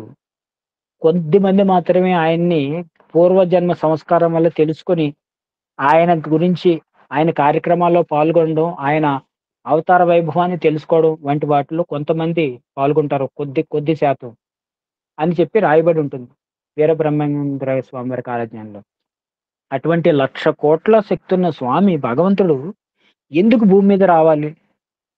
వచ్చి ఈ భూమి మీద పైగా 14 భువన పాండవాల్లో ఇన్ని వదులుకొని అన్ని లోకాలు 14 లోకాల నుండి వదులుకొని ఈ లోకంలోకి ఎందుకు రావాలి? ఈ లోకంలోకి వచ్చిన తర్వాత ఇన్ని స్టార్స్ నక్షత్రాలని కూడా కాదని, ఇన్ని గ్రహాలని కాదని, ఒక గ్రహమైన భూమి మీదకి పైగా ఇన్ని భూమి మీద ఉన్న 320 దేశాలు కాదని, శీతోష్ణాలు ఉదక మండలం కింద దక్షిణ భారతదేశం భూమి మీదకి రావడం, భారతదేశంలోకి రావడం, ఇందులో 30 రాష్ట్రాలు కాదని ఆంధ్రప్రదేశ్లోకి రావడం, అందులో 26 రాష్ట్రాలు కాదని సత్యసాయి జిల్లాకి రావడం, అది ఎందుకు జరిగిందనేది ఆలోచించుకుంటే ఆ ప్రశ్నకు సమాధానం ఎవరూ చెప్పరండి, మనకు మనమే వేసుకోవాలి. మరి అటువంటి పరమాత్మ ఆ గూగుల్ మ్యాప్‌లో అలా తీసుకెళ్ళిపోతూ ఇక్కడికి వస్తే మరి మనం ఏం చేసాం? ఎంతకాలం మనం నిజంగా స్వామి అనుకున్నది మనం కొద్ది మాత్రం ఇందాక అనుకున్నాం కదా ఉడతలాగా అంతా మనం చేయలేమండి. ఎందుకంటే స్వామి చెప్తారు మనకి ఉపనిషత్తు వాహినిలో వస్తుంది కేనోపనిషత్తులో. బ్రహ్మాన్ని తెలుసుకోవడం, నేను తెలుసుకున్నాను అనుకోవడం, నేను సిద్ధి పొందాను అనుకోవడం, లేకపోతే స్వామిని ఎరిగాను అనుకోవడం అని ఎవరైనా అంటే వారు నిజంగా ఏమీ ఎరిగి ఉండనట్లే లెక్క అంటారు. ఎందుకంటే అది తెలుసుకునేడానికి మన వయసు కాంతి సంవత్సరాలు సరిపోదు. 60-70 ఏళ్ళు మాత్రం మన వయసు ప్రస్తుతం. మరి కాంతి సంవత్సరం అంటే మీకు తెలుసు 6వ తరగతి పిల్లవాడికి సైన్స్‌లో వస్తుంది. 3 × 10⁸ కిలోమీటర్స్/సెకండ్ అంటారు. 3 × 10⁸. అప్పటికి మనకి కొన్ని లక్షల జన్మలవుతాయి. అంత వయసులో కూడా భగవంతుడిలో అణుమాత్రం మనం తెలుసుకోలేంట. ఓకే. ఆ విషయం మనం అక్కడ అలా ఉంచితే అంటే ఇటువంటి గొప్ప అవతార తత్వంలో మన ప్రస్థానం ఏమిటి అని మనం అనుకుంటే మరి పర్తి సాయికి ప్రియమైన సమర్పణ ఏంటి అని ఇందాక మనం ప్రశ్నించుకున్నాం కదండీ. పర్తి సాయికి ప్రియమైన సమర్పణ ఏంటంటే ఇందాక అనుకున్నట్టు పరివర్తనయే. మరి పరివర్తన అంటే మార్పు ఎలా రావాలి? మనలో మార్పు వచ్చిందా అని ప్రశ్న అదుకుంటే అది మార్పు కోసం స్వామి మనకి ఎన్నో అవకాశాలు ఇచ్చారు. అంటే అది ఎవరికైనా సరే మార్పు అంటే మీరు అనుకుంటే ఏదో పెద్ద పెద్ద సేవా కార్యక్రమాలు సాధనలు చేయాలనుకుంటారు. మీకు గతంలో కూడా ఒకసారి చెప్పినట్టు అనుకున్నాం. ఒకానొక సందర్భంలో ఇంటర్వ్యూ రూమ్‌లో స్వామి తన చుట్టూ ఒక విదేశీ భక్తులు వచ్చారటండి. ఆ విదేశీ భక్తులు ఒక్కొక్కళ్ళని దగ్గరికెళ్ళి పరామర్శిస్తూ, పలకరిస్తూ ఒక థాయిలాండ్ నుంచి వచ్చిన ఒక భక్తుడి దగ్గరికెళ్ళి స్వామి అలా తల మీద చేయి పెట్టి రాస్తున్నారట. అతను ప్రేమగా స్వామికి చేయందించారట. స్వామి కూడా ప్రేమగా మృదుగా ఆయన చేయి తీసుకుంటే చాలా ఆనందపడిపోయాట. ఆ స్వామి అతని చేతిని ఇలా పట్టుకొని పైకెత్తి అతని హస్తాన్ని, "ఈ హస్తంతోనే కదా నువ్వు అప్పట్లో నలుగురిని హత్య చేసి చంపేసావు" అన్నారు. షాక్ అయిపోయాట అతను. అంటే ఆఫ్‌కోర్స్ స్వామి ఇతరులకు వినపడకుండా అతనితోనే చెప్పారట. స్వామికున్న మరో గొప్ప లక్షణం ఏంటంటే మన పరువు తీయరండి. మనం చేస్తున్న తప్పుని ఇతరులకి చెప్పరు. అనేక సందర్భాల్లో అనిల్ కుమార్ గారు అనుకునేవారట. ఒక్కోసారి తెల్లవారుజామునే స్నానం చేయకుండా ఆయన దర్శనానికి వచ్చేవారట. ఒకసారి స్వామి అలా వెళ్ళిపోతూ కొంతమంది భక్తులు తెల్లవారుజాము స్నానం చేయకుండా కూడా దర్శనానికి వచ్చేస్తున్నారండి. ఎందుకంటే ఆ రోజు బాగా చలిగా ఉండి ప్రొఫెసర్ కామరాజ్ అనిల్ కుమార్ గారు ఖండ స్నానం చేశారట. మీకు తెలుసు ఖండ స్నానం అంటే ఈ శీతాకాలంలో బాడీ మొత్తం నీళ్లు పోసుకోకుండా ముందుకు వంగి మన భుజాలు, మన అర్ధభాగం దాకా నీళ్లు పోసుకొని వచ్చేస్తారు. అలా చలి తట్టుకోలేక ఆయన వస్తే స్వామి అన్నారట, కొంతమంది భక్తులు దర్శనానికి వస్తున్నారు, స్నానాలు కూడా చేయటం లేదు అన్నారట గ్రూపులో ఎవరితోనూ. అలాగే ఇతని దగ్గరికి వచ్చి రహస్యంగా అతనికే మాత్రం వినపడే స్థాయిలో, "ఈ చేత్తోనే కదా నువ్వు అప్పట్లో నలుగురిని హత్య చేసి చంపేసావు" అన్నారట. షాక్ అయిపోయాడు అతను. మాన్పడిపోయాడు. అది ఎన్నో ఏళ్ల క్రితం 35 ఏళ్ల క్రితం జరిగింది. అతను యవ్వనంలో ఉండగా తీవ్రమైన ఉద్రేకంలో, మానసిక బలహీన క్షణాల్లో ఏదో గొడవల్లో జరిగింది. అయితే ఆ తర్వాత అతనిలో మార్పు సంభవించింది. 35 ఏళ్ల క్రితం జరిగింది. వసంతం వచ్చింది. చివరికి అతను మారిపోయాడు. నెత్తి మీద సేవాదళ చెప్పులు పెట్టుకొని మరీ సర్వీస్ చేసేవాటండి అతను. చేతులు, కాళ్ళు కాలిపోతున్న ఎండల్లో కూడా వంటలు చేసి సాయి భక్తులకు అందించేవాట. అంటే సాయి భక్తులను సేవించడమే పెద్ద పుణ్యం ఒక విధంగా. అలా అతనిలో చాలా మార్పు వచ్చి భగవంతుడికి దగ్గరయ్యేటి ఇంటర్వ్యూ రూమ్‌లోకి వచ్చిన తర్వాత అప్పుడు స్వామి చెప్పారట, "తోక కప్ప నీ తోక కట్ చేశాను కదా! గొంగళికి పురుగు నీ రూపం మార్చేసాను కదా అని. ఆ విధంగా మార్పు వచ్చింది. సో అలా మనం అందరం కూడా మార్పుకు లోనైతేనే, మార్పు చెందడమే స్వామి మన నుంచి ఆశించేది. అటువంటి మార్పు లేకుండా కేవలం మేము సాయి భక్తులంటే అది నేను సాయి భక్తుడని అని అనుకోనని స్వామి చెప్తున్నారు. మరి ఈ విషయం మీద మనం 1, 2 విషయాలు మనం చర్చించుకుందాం. మనకి ఇంకొక 10-20 మినిట్స్ ఉంది కనుక.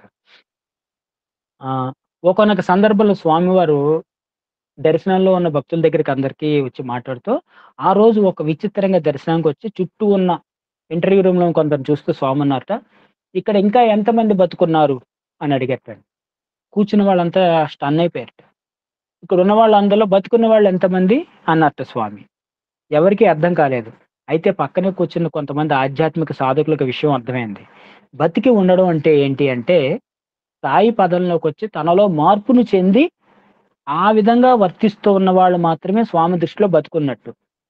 ఒక గొప్ప సాయి భక్తుడు చెప్తాడు, "మీకెన్నేళ్ళండి" అంటే, "నాకు 3 ఏళ్ళండి" అన్నట్ట. ప్రశాంత నిలయంలో. పక్కుమని నవ్వారట పక్కనున్న వాళ్ళు. ఏంటి ఈయన జోక్స్ చేస్తున్నారు అని. ఆయన చూస్తే 70 ఏళ్ల వయసున్నాడు. "మీకెన్నేళ్ళంటే" "నాకు 3 ఏళ్ళండి" అన్నట్ట. అదేంటండంటే, 3 ఏళ్ళు బట్టే నేను నాకు నచ్చేలా బతుకుతున్నానండి. స్వామికి నచ్చేలా బతకడానికి ప్రయత్నిస్తున్నానండి అని చెప్పాడు. సో, మన వయసెంత అంటే, స్వామి చెప్పినట్టు నడుచుకున్నట్టు మనం అంతరాత్మ అగ్రీ చేయాలి. బయట వాళ్ళో లేతే మన డ్రెస్సో, మన విభూతి కట్టో కాదండి. మన అంతరాత్మ యాక్సెప్ట్ చేసి అని ఆయన చెప్పేట. 3 ఏళ్లుగా నేను సాయి సంస్థలో పూర్తిగా యాక్టివ్‌గా ఉన్నానండి. నేను అనుకోవడం 3 ఏళ్ళు. కానీ స్వామి ఇంకా నాకు 3 ఏళ్ళా, ఇంకా 3 రోజులు కూడా నాకు డౌటే అండి స్వామి పదంలో. ఇంకా నేను ఆ బిడ్డ స్టార్టింగ్‌లో చెప్పాను కదండీ! మల విక్షేప ఆవరణలోనని. కనుక సాయి భక్తులనేవాళ్ళు మార్పుని పొందాలి అని ఈరోజు మనం ఈ విషయంలో మనం ముఖ్యంగా చర్చించుకోవడం జరుగుతుంది. అయితే చాలామంది సంస్థలోకొచ్చి ఎందుకొస్తారు? ప్రస్తుత కాలంలో ఏంటంటే ఆధ్యాత్మికం కూడా ఒక అవకాశం కోసం, అవసరం కోసం ఉండేది కనుక కొత్తగా వచ్చే పిల్లలకి, యంగ్ వయసు వాళ్ళకి సంస్థలోకి ఎందుకు వస్తారు అంటే వాళ్ళంతా కూడా కృష్ణ పరమాత్మ చెప్పినట్టుగా ఆర్తులు, అర్ధాతులు అయితే గాని ఎవరు జిజ్ఞాసులు కాలేరు. No doubt. అయితే ఇది రకరకాల పద్ధతుల్లో వాళ్ళు భగవంతుడిని చేరుకుంటూ ఉంటారు. అయితే స్వామిని మనం ఇన్నేళ్ళు అయిపోయింది. అంటే ఈ సో కాల్డ్ ఈరోజు టాపిక్ అంతా సంస్థలోకి వచ్చేసిన తర్వాత out of the in the box అండి. మనం ఇంకా ఎంట్రన్స్‌లో లేము. బయట లేము. మనమందరం కూడా లోపలికొచ్చేసాం. మనందరికీ కార్డులొచ్చేసాయి. సాయి కనెక్ట్ ఐడీలు వచ్చేసాయి కదండీ! మరి మన పరిస్థితిలో ఇక్కడికొచ్చేసిన తర్వాత లోపలికి ఎలా ఉండాలి అని. ఈ విషయం గురించి అయితే చెప్పాలంటే స్వామి చాలా సార్లు చెప్పి ఒక చిన్న విషయాన్ని మీ దగ్గర షేర్ చేసుకుంటా. మీకు గతంలో చెప్పింది మరొకసారి ఆనందం కోసం ఇది గుర్తు చేసుకుందాం. స్వామి దగ్గర డివోటీ దర్శనానికొచ్చే చాలా మందిలో దర్శనం అయిపోయిన తర్వాత అప్పట్లో అక్కడ ఒక లేడీ, ఒక జెంట్ వాళ్ళిద్దరూ మాత్రం ఆ చివరి దర్శనం అయిపోయి అందరూ వెళ్ళిపోతారు. మీ అందరికీ తెలిసిందే. వాళ్ళిద్దరూ మాత్రం లేచి వెళ్ళటం లేటండి. వెళ్ళటం లేకుండా వాళ్ళిద్దరూ ఆహ్, ఆ చివర కూర్చొని ఏడుస్తూనే ఉన్నారు ఇద్దరు దంపతులు. ఇలాగా ఒక రోజు అంటే సాధారణం. రెండో రోజు భక్తిలో తన్మయత్వం. ఇలా అస్తమానం జరుగుతుంటే కొంతమంది పెద్దలు చూసారట. సరే అందరూ వస్తున్నారు. అది స్వామి వారు వర్తించే రోజుల్లో శారీరకంగా అంటే భౌతికంగా. వాళ్ళు దర్శనం అయిపోతున్న అందరూ దర్శనం చేసుకుంటున్నారు వెళ్ళిపోతున్నారు. కానీ వీళ్ళిద్దరూ అలా కూర్చునే ఉంటున్నారట. పైగా కూర్చొని ఉండిపోవడం కాదు దర్శనం అయిపోయాక కళ్ళంపట జలజలేస్తూ రోదిస్తున్నారు. రోదన అనేది కొద్దిగా ఎక్కువ పదం. దుఃఖాన్ని మించితే రోదన. కళ్ళంపట నీళ్ళొచ్చి ఆవేదన వచ్చేస్తంట. ఇది చూసిన ఒక పెద్ద కొద్దిగా ఆధ్యాత్మిక బాధ్యత మీదేసుకొని మనం అందరం అంతే కదండీ! స్వామి దగ్గరికి చిన్న అవకాశం వచ్చిందంటే కొద్దిగా బాధ్యత ఎక్కువ వేసుకుంటాం కదా! స్వామి దగ్గరికెళ్ళి స్వామి ఆ ఇద్దరు దంపతులు మాత్రం ప్రతిరోజు మీ దర్శనం అయిపోయాక అలా ఉండిపోయి ఏడుస్తూనే ఉన్నారు. వాళ్ళకేదో కోరికుంది స్వామి. వారి కోరికని మీరు తీర్చండి స్వామి అని అంటున్నారట. స్వామి నవ్వుతూ వదిలేసారట. అలా 2, 3 రోజులు అయిపోయిన తర్వాత మళ్ళీ వచ్చాడు. స్వామి నేను మాత్రం తట్టుకోలేకపోతున్నాను. వాళ్ళిద్దరూ ఏడుస్తున్నారు స్వామి. ఆ చివర ఆయన, ఆ చివర ఆవిడ ఏంటో బహుశా భార్యాభర్తల్లా ఉన్నారు. ఒకే వయసు వాళ్ళు. అప్రాక్సిమేట్ వాళ్ళ వయసు అప్పుడు 25 ఏళ్ళటండి. పోనీ పెద్దవాళ్ళంటే ఏదో వయసైపోయి ఏదో బాధలు, దుఃఖాలు ఉంటారు. మంచి వయసులో ఉన్నారు. చక్కగా క్లాస్ ఫ్యామిలీలో ఉంది స్వామి అన్నట్టుగా చెప్పి వాళ్ళిద్దరూ చిన్న యువకులు వాళ్ళు ఏదో బాధలో ఉన్నారు తీర్చండి స్వామిని ఒక పెద్దాయన రికమెండేషన్‌కి వెళ్ళారట స్వామికి రికమెండేషన్. అప్పుడు స్వామి అన్నారట సారీ వాళ్ళిద్దరూ 65 ఏళ్ల వయసులో ఉన్నట్టండి. 60, 65. పెద్దవాళ్ళు స్వామి జీవితంలో అన్ని బాధ్యతలు తీరిపోయినా సరే వాళ్ళు బాధలో ఉన్నారంటే వాళ్ళకి ఏదో సమస్య ఉంది ఆర్థికమో లేకపోతే అది తీర్చండి స్వామి అంటే అప్పుడు స్వామి చెప్పారట వాళ్ళు అలాగే ఏడుస్తుంటారులే, నాకు అది అలవాటే అని. అదేంటి స్వామి అని వింతగా చూస్తే, వాళ్ళు ఇప్పుడే కాదు గత 30 ఏళ్లుగా 25 ఏళ్లుగా అలా ఏడుస్తూనే ఉన్నారండి. అప్పుడు అడిగితే అప్పుడు స్వామి చెప్పారట. వాళ్ళు అదే ప్లేస్‌లో ఆ చివర ఆవిడ, ఈ చివర ఈయన గత 30 ఏళ్ల క్రితం కూడా వచ్చి అలాగే కూర్చొని ఏడ్చారు. అప్పుడు వాళ్ళిద్దరికీ వయసు ఎంతో కాదు 20, 24 ఏళ్ల వయసు. మరి ఇంతకీ విషయం ఏంటంటేటండి, వాళ్ళిద్దరూ కూడా డాక్టర్సేట, వైద్యులు. ఆవిడేమో స్త్రీ ప్రసూతి శాఖ అంటే లేడీ డాక్టర్, గైనకాలజిస్ట్ ఆవిడ. ఈయనేమో పీడియాట్రిస్ట్. ఇంతకీ విషయం ఏంటి? గైనకాలజిస్టు డెలివరీ అయిన తర్వాత ఆవిడ బిడ్డని ఆహ్, ప మాతృ ఆహ్, మా జన్మనిచ్చిన తర్వాత ఈ పీడియాట్రిస్ట్ ఏం చేస్తాడు? ఆ బిడ్డని మళ్ళీ చెక్ చేసి అతని కళ్ళు, ముక్కు, కన్ను, చెవు పనిచేస్తున్నలేసి స్టాంప్ చేసి ఇస్తారు. సర్టిఫికేట్ ఇచ్చి. అంటే ఇద్దరు గైనకాలజిస్టు, పీడియాట్రిస్టు హాస్పిటల్ రన్ చేస్తున్నారు. అయితే ఇంతకీ విషయం ఏంటంటే, వాళ్ళ బాధకు కారణం ఏంటంటే, వాళ్ళు ఆర్థికంగా మంచి స్థితిమంతులే.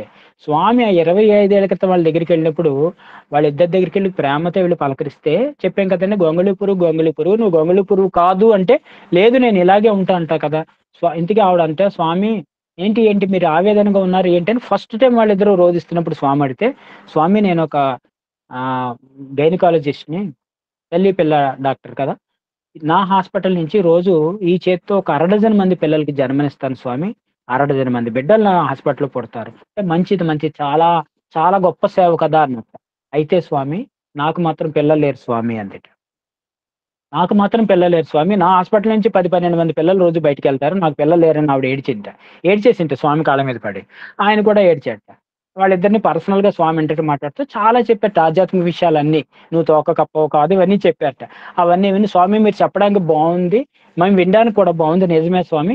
అయితే మాత్రం నేను తట్టుకోలేను స్వామి. నా నా నుంచి వెళ్లి ఎంతోమంది తల్లులు వాళ్ళ పిల్లలతో ఆనందంగా నా దగ్గరికొచ్చి టెస్టింగ్‌లకన్నీ వస్తుంటే, నాకు పిల్లలు లేకపోతే నా కడుపు తరుక్కుపోతుంది స్వామి. చెప్పడానికి మీకు బానే ఉంటుంది. వినడానికే నాకు భరించలేకపోతున్నానండి. అలా కొన్ని నెలలయిన తర్వాత స్వామి దగ్గరికొస్తే, అయితే ఓ పని చేయండి. నన్నే మీ బిడ్డ అనుకోండి అన్నారట స్వామి కొంతకాలం తర్వాత. స్వామి మీరు నా బిడ్డ అంటే ఎంత ఆనందం, నిజంగా ఆ అదృష్టం ఈశ్వరమ్మ గారికి కలిగింది. చాలా ఆనందం స్వామి.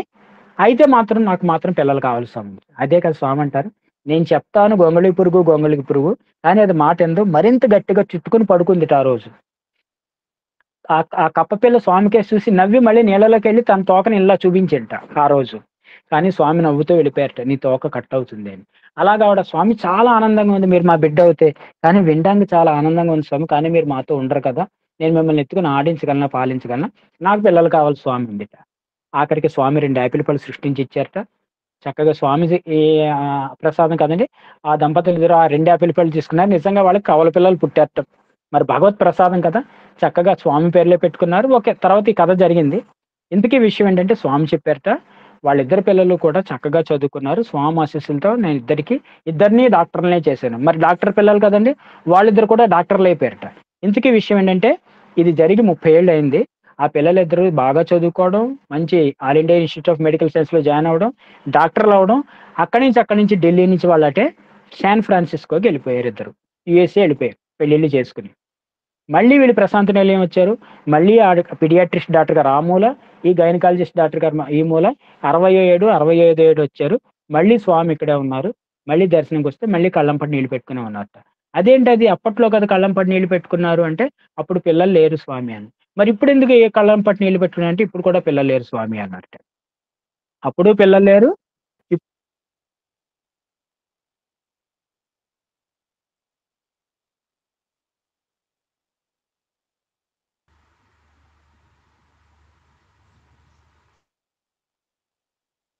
సాయిరామ్ నా వాయిస్ వస్తుందండి కట్ అయింది ఇందాక. Yes brother. Yeah! Yes. So, ఆ విధంగా మళ్ళీ ఏడుస్తూనే ఉన్నారు. అప్పుడు స్వామి చెప్పారు. చెప్పానా నేను మొదట చెప్పాను నేను మీకు. అప్పుడు ఏడుస్తూనే ఉన్నారు. 60 కాలం గడిచిపోయింది. అప్పుడు నువ్వు ఉన్నావు, నేను ఉన్నాను. మళ్ళీ 30 ఏళ్ళు అయిపోయింది. మళ్ళీ నువ్వే మిగిలావు, నేనే ఉన్నాను. సో, ఎప్పటికి మనమే ఉంటాం. దీన్ని ట్రయాంగులర్ లవ్ స్టోరీ అని చెప్పి సరదాగా మనం భక్తులమే షేర్ చేసుకుంటాం. ఆ విధంగా చివరికి మనతో పాటు ఉండేది, నిలిచేది అంటే ఈ పిల్లలు, బిడ్డలు ఇవన్నీ కూడా ఉంటాయి. ఇదే మల విక్షేప ఆవరణం మీకు స్టార్టింగ్‌లో చెప్పాను. ఆ చుట్టూ ఉన్న పొరను భగవంతుడు ఒలిచేస్తాడట. కానీ ఒలిచే ముందే చెప్తాడట ఇదేమి ఉండదురా అని. కానీ లేదు అది నాతో ఉంటుందనే అనుకుంటాంట. ఆ బట్టలు ఇప్పేప్పుడు పిల్లలు ఒప్పుకోరట. చిరాకు పడతారట అలాగా. అవన్నీ తీసేస్తాడు భగవంతుడని. ఆ విధంగా స్వామి చెప్తుంటారు. ఒకానొక సందర్భంలో ఈ ఈ ఈ విషయం మనం ఒకసారి గుర్తు చేసుకోవాలండి. షిరిడీ బాబా దేహంలో ఉన్నప్పుడు స్వామి అన్నట్టు నన్ను నమ్ముకున్నవాడు ఎవడు పస్తులుండరు అన్నారట. కాబట్టి స్వామి భక్తి, ముక్తి 2 ఇస్తారు. అయితే పూర్ణచంద్ర హాల్‌లో స్వామి ఉపన్యాసిస్తూ, నా దగ్గర వచ్చేవారంతా కూడా పార్ట్ టైమ్ భక్తులే తప్ప ఫుల్ టైమ్ డివోటీ ఎవరు లేరని చాలా సార్లు చెప్పడం జరిగింది. ఒకానొక సందర్భంలో ప్రొఫెసర్ కామరాజ్ అనిల్ కుమార్ గారితో చెప్తూ, వెతుకుతున్నాను, వెతుకుతున్నాను, వెతుకుతూనే ఉన్నాను నిజమైన భక్తుడి కొరకు అని నాకయ్యా ఒక్కటే బాధయ్యా అన్నట్ట స్వామి. స్వామి భగవంతుడు. సాక్షాత్ శ్రీశైల మల్లికార్జునుడు అనిల్ కుమార్‌తో నాకయ్యా ఒక్కటే బాధయ్యా అన్నట్ట. అడిలిపెట్ట అనిల్ కుమార్ గారు. పరమ బ్రహ్మ, పూర్ణ బ్రహ్మ మీకు బాధేంటి స్వామి అన్నట్ట. అంటే నాకు బాధేంటయ్యా అంటే, నాకొక్కటే బాధ మీరెప్పుడు బాగుపడతారు, మీరెప్పుడు మార్పు చెందుతారు, మీరెప్పుడు బాగుపడతారు. ఇదేనయ్యా నా బాధ అన్నట్టు. అంటే స్వామికున్న బాధ అదొకటే. మరి ఆ విధంగా భగవంతుడు మన గురించి ఏం ఆశిస్తున్నాడు అనుకుంటే, ఒకసారి డాక్టర్ సూరి భగవంతం గారికి బెంగుళూరులో శస్త్రచికిత్స జరుగుతుంటండి. ఆపరేషన్ జరుగుతుంది. మీ అందరికీ తెలుసు. సూరి భగవంతం గారు ఫస్ట్ జనరేషన్ స్వామి డివోటీస్‌లో ఫింగర్ కౌంటబుల్ డివోటీ. చాలా గొప్ప డివోటీ. ఆయన పెద్ద సైంటిస్ట్. ఇండియన్ ఫిజికల్ అసోసియేషన్‌లో పెద్ద సైంటిస్ట్. అయితే ఆయనకి ఆపరేషన్ జరుగుతున్నప్పుడు కొద్దిగా ఉద్రిక్త పరిస్థితిలో అక్కడ ఐసీయూలోకి ఎవరిని అంటే చాలా మంది అభిమానులు వీళ్ళు ఎక్కువ కనుక అందరూ వస్తే ఎవరిని లోపలికి రానివ్వట్లేట. అయితే ఆపరేషన్ రూమ్‌లోకి వెళ్ళిన తర్వాత ఆ డాక్టర్ గారు ఐసీయూ అన్ని క్లోజ్ చేసి లోపలికి వెళ్ళిన తర్వాత ఆ ఆపరేషన్ టేబుల్ మీద ఒక వ్యక్తి వచ్చి కూర్చున్నాడు. ఈ లోపల శస్త్రచికిత్స చేయడానికి వచ్చిన డాక్టర్ గారు అతనికి చూసి చాలా సీరియస్ అయిపోయాట. చాలా చిరాకు కూడా వచ్చింట. ఈ లోపలికి ఎలా వచ్చాడని చెప్పి అక్కడ ఉన్న నర్సుల మీద, మిగిలిన డాక్టర్ల మీద హెడ్ డాక్టర్ చాలా కేకలేసాట. ఈ అజాగ్రత్త మనుషులు, నిర్లక్ష్య మనుషులు గొళ్ళెం కూడా పెట్టట్లేదు ఐసీయూ రూమ్ కని ఆయన వాళ్ళ మీద కేకలన్నీ వేశాట. అయితే నిజానికి అది అజాగ్రత్త కాదటండి. నిర్లక్ష్యం కాదట. తలుపుకు గొళ్ళెం కూడా పెట్టుంట. అయితే ఆ లోపల ఆపరేషన్ రూమ్‌లో ఆపరేషన్ స్టార్ట్ అవ్వంగానే రెడ్ లైట్ ఎలుగుతుంట. ఆ ఎర్ర లాంతరు కూడా వెలుగుతూనే ఉందట. గొళ్ళెం పెట్టిన తలుపు, గోడో ఏదో ఒకటి అన్నీ కూడా పర్ఫెక్ట్ గానే ఉన్నాయట. ఇంతకీ ఆ లోపల ఉన్న వ్యక్తి ఎవరంటే భగవాన్ శ్రీ సత్యసాయి బాబా. మీరు ఆపరేషన్ చేసుకోండి నేను చూస్తాను. ఇంతకీ ఇక్కడ చెప్పేదేంటంటే, గొళ్ళెం పెట్టిన తలుపో, గోడో, ఒక ఇనప వస్తువో, వైరో ఏవైనా స్వామిని ఆపగలవండి? ఈ భగవంతుడిని ఆపగలవా? ఒకానొక సందర్భంలో ఒక పోప్, క్రైస్తవ మతానికి చెందిన ఒక గొప్ప పోప్ ఒక గదిలో కూర్చొని ఆయన రాసుకుంటున్నట రాత్రి. రాసుకుంటుంటే ఇంచుమించు తెల్లవారుజామున అది 2 గంటలు. ఆయన నిద్రపోరు పోపులు కూడా. మన అలవారుల్లాగా పెద్ద మాట అది. ఆ ప్రశాంతమైన రాత్రి ఆయన టేబుల్‌కి ఎదురుగుండా కూర్చొని ఆయన రాసుకొని తలెత్తేప్పటికి ఎదురుగుండా భగవాన్ సత్యసాయి బాబా వారు కూర్చొనున్నారట. ఆ వాటికన్ పోపు ఏమి ఆశ్చర్యపోలేట. ఏమి భయపడలేట. ఎందుకంటే ఆయన చూసింది ప్రశాంత మూర్తిని. ఆయన చూసి మీరు చూస్తే ఆసియా ఖండానికి చెందిన ఒక మహానుభావుడిలా ఉన్నారు. మీరెవరు? ఈ ఈ నా నా గృహానికి ద్వారం మూసియే ఉంది కదా! మీరు ద్వారం తీసుకొని ఎలా లోపలికొచ్చారు అని అడిగారట. అప్పుడు స్వామి చెప్పారట. నన్ను ద్వారం ఏది బంధించలేదు అని స్వామి అని చెప్తుంటే ఆ వాటికన్ పోప్ చెప్పిందంతా కూడా అనుభవాన్ని ఆయన అక్కడ ఇంగ్లీష్‌లో రాసుకున్నట్ట. ఆ ఇంగ్లీష్‌లో రాసుకున్న అనుభవాన్ని తెలుగులోకి తర్జుమా చేసింది మీకు చదివి వినిపిస్తాను. అది ఒక్కసారి మనం వింటే స్వామి ఏం చెప్తున్నారు? తన గురించి, తన భక్తుల్ని స్వామి ఎలా పరికిస్తున్నారు ప్రస్తుత తరుణంలో అనేది మనం ఒకసారి గుర్తు చేసుకుందామండి. ఆఖరి మన ఈ ఉపన్యాసం ముగించుకునే ముందు. అని తర్జుమా చేసిన ఆ ఆంగ్లానికి అనువాదం ఏంటో ఒకసారి మనం విందాం. ఇంతకీ ఏంటంటే ఆ రోజు స్వామి అన్నారట. ఆ పోప్ అడిగారట, మీ పేరు ఏంటండి అని అడిగారట. అడిగితే స్వామి చెప్పారట, నా పేరు గురించే నేను వెతుక్కుంటున్నాను అన్నారట. ఇందులో ప్రతి పదానికి ఒక అర్థం ఉంది. మీ అడ్రస్ ఏంటని స్వామి అడిగారట. నా అడ్రస్ సప్త సముద్రాల ఆవల అని చెప్పారట. మీ పేరు ఏంటంటే నా పేరు నేను వెతుక్కుంటున్నానని ప్రారంభంలో చెప్పారట. ఇంతకీ అద్భుతమైన కవితను మనం అందరం ఒకసారి ఆస్వాదించుకుందామండి. ఇంతకీ అదేంటంటే మీకు నేను చదివి వినిపిస్తాను, మీరు చూడండి. దయతో కూడిన వింత స్వప్నాలు వస్తాయి. ఆ కవితలో మొదటి పదం, దయతో కూడిన వింత స్వప్నాలు వస్తాయి. గత రాత్రి లాంతర వెలిగించేట ఆయన ఒకరు నా దగ్గరికి వచ్చారు. ఆయన రాసుకుంటున్నారు ఆ కవి. గత రాత్రి లాంతర వెలిగించేట ఆయన నా దగ్గరికి వచ్చారు. వారు ముదురు ఎరుపు అంగీతో నా ఎదురుగ్గా కూర్చుని ఆయన కడుపు నిండా నవ్వాడు. నా ఎదురుగ్గా కూర్చుని కడుపు నిండా ఆయన నవ్వాడు, నాకు ఆశ్చర్యం కలిగిస్తూ. నేను ప్రశ్నించాను, క్షమించండి, మీరు ఎట్లా వచ్చారు? మీరు లోపలికి ఎట్లా రాగలిగారు? అని నేను నత్తిగా అడిగాను. నేను ప్రశ్నించాను, క్షమించండి, మీరు లోపలికి ఎట్లా వచ్చారు? మీరు లోపలికి ఎట్లా రాగలిగారు అని. దానికి ఆయన సమాధానం, నేనొచ్చానంటే నువ్వు పిలిచే ఉంటావు. ఆయన సమాధానం, నేనొచ్చానంటే నీవు పిలిచే ఉంటావు. అప్పుడు నేను అడిగాను, మీరు ప్రాచీన కాలంలో వారా? మీరు బహుశా ప్రాచీన కాలం మనిషా అని. కానీ దానికి ఆయన చెప్పారు, నిజమే, నేను ప్రాచీన కాలంలో వాడినే. కానీ నేను అక్కడ ఉండిపోలేదు. నేను వర్తమానంలో కూడా వచ్చేసా. నిజమే, నేను ప్రాచీన కాలంలో ఉండేవాడిని. అయితే నేను ఇప్పుడు వర్తమానంలో కూడా వచ్చేసా. నేనెప్పుడూ ఒక చోట ఉండిపోలేదు. అప్పుడే కాదు, ఎప్పుడూ కాదు, ఎప్పటికి దాకా. నేనెప్పుడూ ఒకే చోట ఉండిపోలేదు. అప్పుడే కాదు, ఎప్పుడూ కాదు, ఇప్పటిదాకా. రాత్రి అయ్యేటప్పటికి లాంతర్లన్నీ వెలిగించబడి ఉంటున్నాయి. రాత్రి అయ్యేటప్పటికి లాంతర్లన్నీ వెలిగించబడి ఉంటున్నాయి అని ఆయన అన్నారు. అయితే మీరెక్కడుంటారు? మీ లాంతర్ ఏంటి? మీ పేరేంటి? అని నేను అడిగాను. మీరెక్కడుంటారు? మీ పేరేంటి? మీ లాంతర్ ఏది? దానికి ఆ అందమైన అతిథి, నా ఎదురుగ్గా కూర్చున్న ముదురు ఎరుపు అంగీతో ఉన్న అతిథి చక్కగా నవ్వేశారు. ఆ ప్రాచీన కాలం నుండి నాకనేక పేర్లున్నాయి. ఆ ప్రాచీన కాలం నుండి నాకనేక పేర్లున్నాయి. అయితే ఈవేళ ఈ మధ్యరాత్రి నా పేరు సాయిబాబా. దాన్నే సత్యసాయి బాబా అంటారు. నేనుండేది సప్త సముద్రాల అవతల. అయితే నాకెప్పుడు విరామం అనేది లేకుండా పనిచేస్తూ ఉంటాను. నాది అవిశ్రాంత స్వభావం. ఆ విధంగా రాత్రి అయ్యేటప్పటికి లాంతర్లన్నీ వెలగడం చూడాలని నేను తిరుగుతూ ఉంటాను. రాత్రి అయ్యేటప్పటికి లాంతర్లన్నీ వెలగడం చూడాలని నేను తిరుగుతూ ఉంటాను. ఆ లాంతర్లన్నీ వెలిగితే చూసి ఆనందిస్తాను. అయితే ఆగండి, మీరిప్పుడే వెళ్ళకండి. మీరెక్కడికి వెళ్ళకండి. నన్ను వదిలి వెళ్ళకండి. ఎందుకంటే నేను కూడా ఆ లాంతర్ కోసం వెతుకుతున్నాను అని నేనన్నాను. ఇదండి కవిత. కవిత హృదయం, కవిరసజ్జత ఉన్న వాళ్ళందరికీ దీంట్లో అర్థం ఇప్పటికే చాలా బాగా అర్థమై ఉంటుంది. దీన్ని సింపుల్‌గా చాలా పారమార్థిక తెలుగు భాషలో అర్థమయ్యేలా చెప్పుకుందాం. గత రాత్రి లాంతరు వెలిగించేటాయన నా దగ్గరికొచ్చాడు. లాంతరు వెలిగించడం.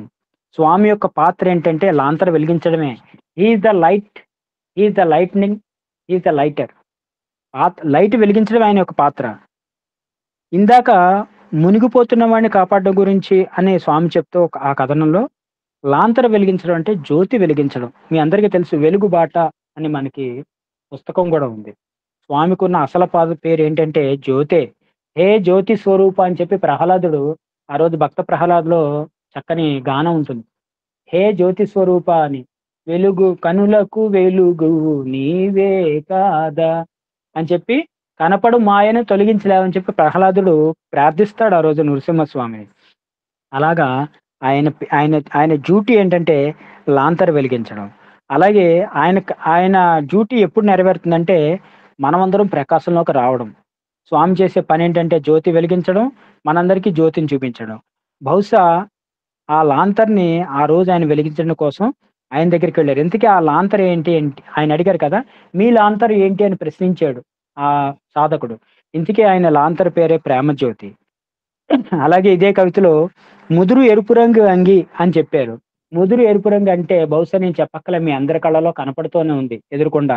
ఆ స్వామి యొక్క అంగీయే ముదురు ఎరుపు రంగు అంగీలో ఆయన ఆయన భజనలో కూడా పాడుకుంటాం కదా! కాషాయ వేష ధారణ కలియుగ అవతార రాధారమణ అని స్వామి కాషాయం ఆరెంజ్ రంగుని స్వామి భక్తులు చాలా మందిటండి. ఒక సుప్రసిద్ధ భక్తుడు ఎంత ఖర్చయినా పర్లేదు నాకు ఆరెంజ్ రంగు కలర్ కారు కావాలని చెప్పి చాలా కష్టపడి ఆ కార్ కలర్ తెచ్చుకొని స్వామికి చూపించి మురిసిపోయేట. అలా ఆరెంజ్ రంగు మనందరి సాయి భక్తుల్లో ఒక సుప్రసిద్ధం. సో, ఇంతకీ ముదురు ఎరుపు రంగు అంగి అని అంటే స్వామినే చెప్పక్కర్లేదు. అలాగే ఇందులో ఇంకొక చోట వస్తాడు. ఆహ్, అంటే ఈ పదాలన్నీ మీకు నేను ఎక్స్‌ప్లెయిన్ చేస్తున్నాననమాట. అక్కడ స్వామి చెప్తారు, "ఇన్ని రోజులు నేను నీతోనే ఉన్నాను, నీలోనే ఉన్నాను, నీ పక్కనే ఉన్నాను, నీ వెలుపలే ఉన్నాను, నీ వెనకనే ఉన్నానంటారు" స్వామి ఆ కవితలో. ఇంతకీ ఆయన అతిథి కాదు. ఇందాక మధ్యలో చెప్పుకున్నట్టుగా సాయి భక్తుల ఇళ్ళలో బయట ఉంటుంటారు. హి is the silent observer of all actions performed in our house అని చెప్పి. అలా నేను మీ ఇంట్లో ఉంటున్నానని. అలాగే మరొక ఈ లైన్‌లో ప్రాచీన కాలం నుండి నాకు అనేక పేర్లు అని చెప్పారట స్వామి. అయితే ఆ పేర్లన్నీ గత దేవతారాలు అవుతే ఇప్పుడు నా పేరు సత్యసాయి బాబా అని చెప్పారట. దాని అర్థం అన్ని అవతారాలకి నేనే అని. అలాగే నా అడ్రస్ చిరునామా సప్త సముద్రాల ఆవలాను స్వామి అన్నారట. ఇంతకీ సప్త సముద్రాలు ఆవరంటే ప్రపంచ మత గ్రంథాలన్నీ తిరిగి వేసుకుంటే ఆ సప్త సముద్రాల ఆవతల అనే పదం అనేది ఏంటంటే మన భారతదేశం గురించి తెలియజేస్తూ ఉంటుంది. ఎందుకంటే ఆయన ఉండేది వాటికన్ ఇటలీ కనుక ఆయన భారతదేశం అడ్రస్ పుట్టపర్తి అడ్రస్ వారికి తెలియజేశారు. అలాగే స్వామి చెప్పారు, నాకెప్పుడు విరామం లేకుండానే పనిచేస్తుంటాను. నాది అవిశ్రాంత స్వభావం అని. స్వామి ఎప్పుడు కూడా సాయి డివోటి విశ్రాంతి తీసుకుంటే స్వామి ఎప్పుడు ఒప్పుకోరట, ఇష్టపడట. మీకు తెలుసు బాగా సేవ చేసే సాయి భక్తులకి స్వామి ఇచ్చే గిఫ్ట్ ఏంటంటే మీ అందరికీ తెలుసు. ఒకతను బాగా సర్వీస్ చేసేట చాలా అద్భుతంగా. ఒకానొక సందర్భంలో కుటుంబరావు గారు సర్వీస్ చేస్తుంటే ఆయన కాళ్ళ మీద సాంబార్ ఒలికిపోయిందిట. తొడ మీద ఒలికిపోయిందిటండి. చా ఆయన మొత్తం కాలిపోయిందట తొడంతా. కొన్ని రోజుల తర్వాత స్వామి దగ్గరికి తీసుకొచ్చారట. ఈయన డేక్కుంటూ వస్తున్నట్టు కాలు ఈడ్చుకుంటూ స్వామి దగ్గరికి. ఆ రావడంలో స్వామి తనను చూసి జాలి పడతారు, ఇంకా దర్శనం బాగా ఇస్తారు అని రకరకాల భావంతో. అయితే డేక్కుంటూ కాలుతో వస్తున్న కుటుంబరావు గారిని స్వామి దగ్గరికొచ్చి చూసి, "ఏంటి అలా డేగుతున్నావు?" అని చెప్పి అంటే దానికి కూడా స్వామి. తర్వాత పక్కనే లోపలికెళ్ళి రూమ్‌లోంచి ఇన్ని క్యాలెండర్‌ని తీసుకొచ్చి, "నువ్వు వెళ్ళి ఈస్ట్ ప్రశాంతిలోని అన్నిళ్లలోనూ ఈ క్యాలెండర్లు ఇచ్చి దగ్గరుండి ఆ క్యాలెండర్ అక్కడ వాళ్ళ చేత హ్యాంగింగ్ చేయించి రా" అని ఇంకో సర్వీస్ అప్పచెప్పారట. అంతేకాని అయ్యో నీ కాలు కాలిపోయిందా, కూర్చో నేను విభూది రాస్తాను అని అనలేట. అదంతా బ్రహ్మరహస్యం. అలాగ బాగా సేవ చేస్తే స్వామి ఇచ్చే గిఫ్ట్ ఏంటంటే ఇంకో సేవ ఇస్తారట. ఆ విధంగా స్వామికి విశ్రాంతి తీసుకోవడం అనేది ఇష్టం ఉండదు. అందుకే కదా నేను అవిశ్రాంతిని, కాస్త విశ్రాంతి కూడా తీసుకోవడానికి నాకు ఇష్టం ఉండదు అని చెప్తారట. అలా చివరి లైన్‌లో చెప్తూ లాంతర్లన్నీ వెలగడం చూడాలని నేను నిత్యం చూస్తూ ఉంటా అన్నారు. ఇది స్వామి ఆశించేది. ఈ అంశం స్టార్టింగ్‌లో స్వామి ఏం ఆశిస్తున్నారంటే, నా లాంతర్లన్నీ వెలగడం. ఒక వనమాలి తను వేసే మొక్కల్లో 2 మొక్కలు చచ్చిపోవాలని అనుకోడు. ఒక గార్డెనరు ఒక ఒక పంట వేసేవాడు, మొక్కలు నాటేవాడు తన పొలంలో సగం పొలం బాగుండి సగం మొక్కలు పోవాలని అనుకోడు. ఒక్క మొక్క ఎండిపోయినా మిగిలిన మొక్కలన్నీ చక్కగా ఉన్న ఆ ఒక్క మొక్క ఎండిపోయినా దాన్ని పీకి పారేయడు. ఆ మిగిలిన ఫలం సాయం కంటే కూడా ఈ మొక్క ఆకులు ఎండిపోయి ఫలాన్ని ఇవ్వట్లేదని చాలా బాధపడ్డాట. అదే స్వామి చెప్తారు. నా లాంతర్లన్నీ వెలగాలని నేను చూస్తూ ఉంటాను నిరంతరం అని ఆఖరిలో ముగుస్తూ, బహుశా ఈరోజు నా పేరు భగవాన్ సత్యసాయి బాబా అనుకోండి అని చెప్పి, నా పేరు సాయిబాబా అని చెప్పి ప్రకటించి, ఆ రోజు ఆయనకి దర్శనం ఇచ్చి వెళ్ళిపోయారట.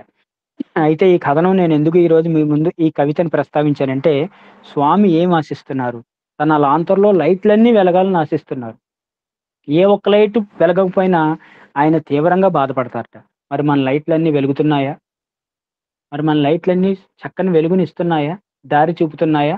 అని అనేక ప్రశ్నలు మనం వేసుకుంటూ ఉంటే, మనం నిద్రపోలేని రాత్రులు ఎన్నో వస్తాయి అతి త్వరలో. మన భగవంతుడికి మనం పరివర్తన చెందామా? మనం ఎన్నో ఉపన్యాసాలు వింటున్నాం, ఎన్నో సత్సంగాలు చేస్తాం, ఎన్నో లీలా వైభవాలు తలుచుకుంటున్నాం. మనలో మార్పు ఏమొచ్చింది అని. ఒకానొక సందర్భంలో స్వామి చెప్పారు, సేవ అంటే మీరు ఎన్నో వందలు, వేలు కొత్త కొత్త ప్రాజెక్ట్‌లు, పెర్ఫార్మన్స్‌లు చేస్తే ఓకే. కానీ అసలు సేవ అంటే ఏంటో చెప్తా స్వామి.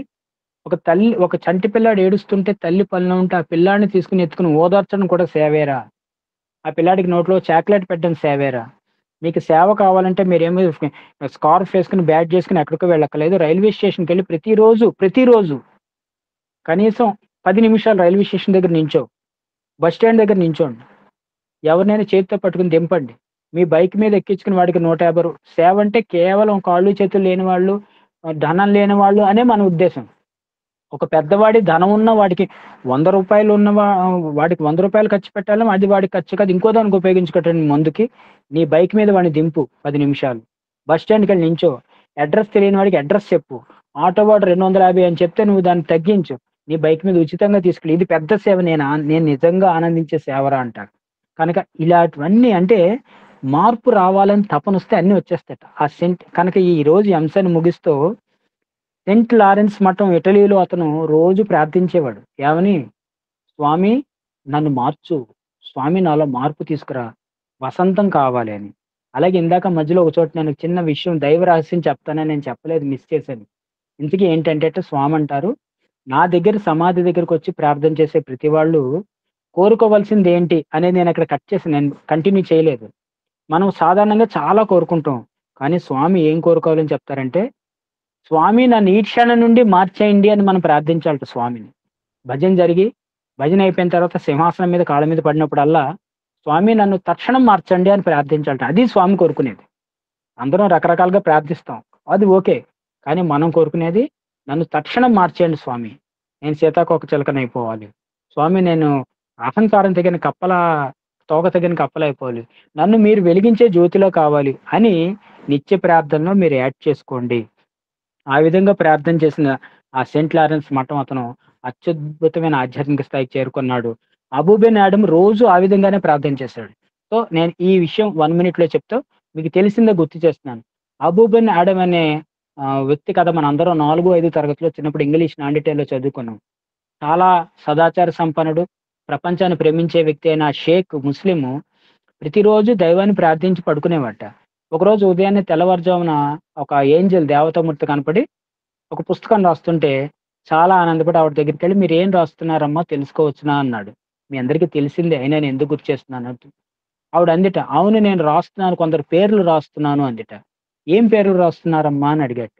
అడిగితే భగవంతుడిని ఎవరెవరు ప్రేమిస్తున్నారో వాళ్ళ పేర్లన్నీ రాస్తున్నాను నేనని చెప్పింట. అవునా అమ్మా చాలా నమస్కారం అని చెప్పి కొద్దిగా ఉత్సాహంతో నా పేరు ఉందా అని అడిగేట అందులో. ఆవిడ అంతా పరికించి పైనుంచి కింద చూసి అబ్బే నీ పేరు లేదు అని చెప్పింట. ఆయన విచారతత్వ హృదయంతో బయటకొచ్చి స్వామి నాలో మార్పు రాలేదేమో, నేను వసంతం చెందలేదేమో, నన్ను మార్చండి అని తన సాధన తీవ్రతరం చేసేట.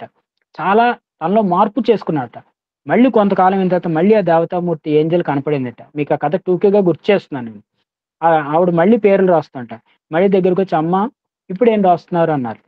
ఇప్పుడు నేను భగవంతుడు ప్రేమించే వాళ్ళ లిస్ట్ రాస్తున్నాను అందట. అంతకుముందు భగవంతుడిని ప్రేమించేవాళ్ళు. Those who loves God. ఇప్పుడు భగవంతుడు ప్రేమించే భక్తులు. గాడ్ లవింగ్ పీపుల్ పేర్లు రాస్తున్నానదట. ఆహా! అని చెప్పి అతను పక్కకొచ్చేసాట. ఎందుకంటే తనకు తెలుసు భగవంతుని ప్రేమించే వాళ్ళ లిస్ట్‌లోనే నా పేరు లేకపోతే, భగవంతుడే ప్రేమించే లిస్ట్‌లో నాకెక్కడుందని. కానీ ఆవిడందిట ఈ లిస్ట్‌లో మాత్రం నీ పేరే ముందట ఉందిటి అంట. కదా! ఈ కథ మీ అందరికీ గుర్తొచ్చే ఉంటుంది. భగవంతుడు ప్రేమించే వాళ్ళ లిస్ట్‌లో నీ పేరు ముందుందయ్యా అని చెప్పింట. మందస్మిత వదనంతో ఆవిడ.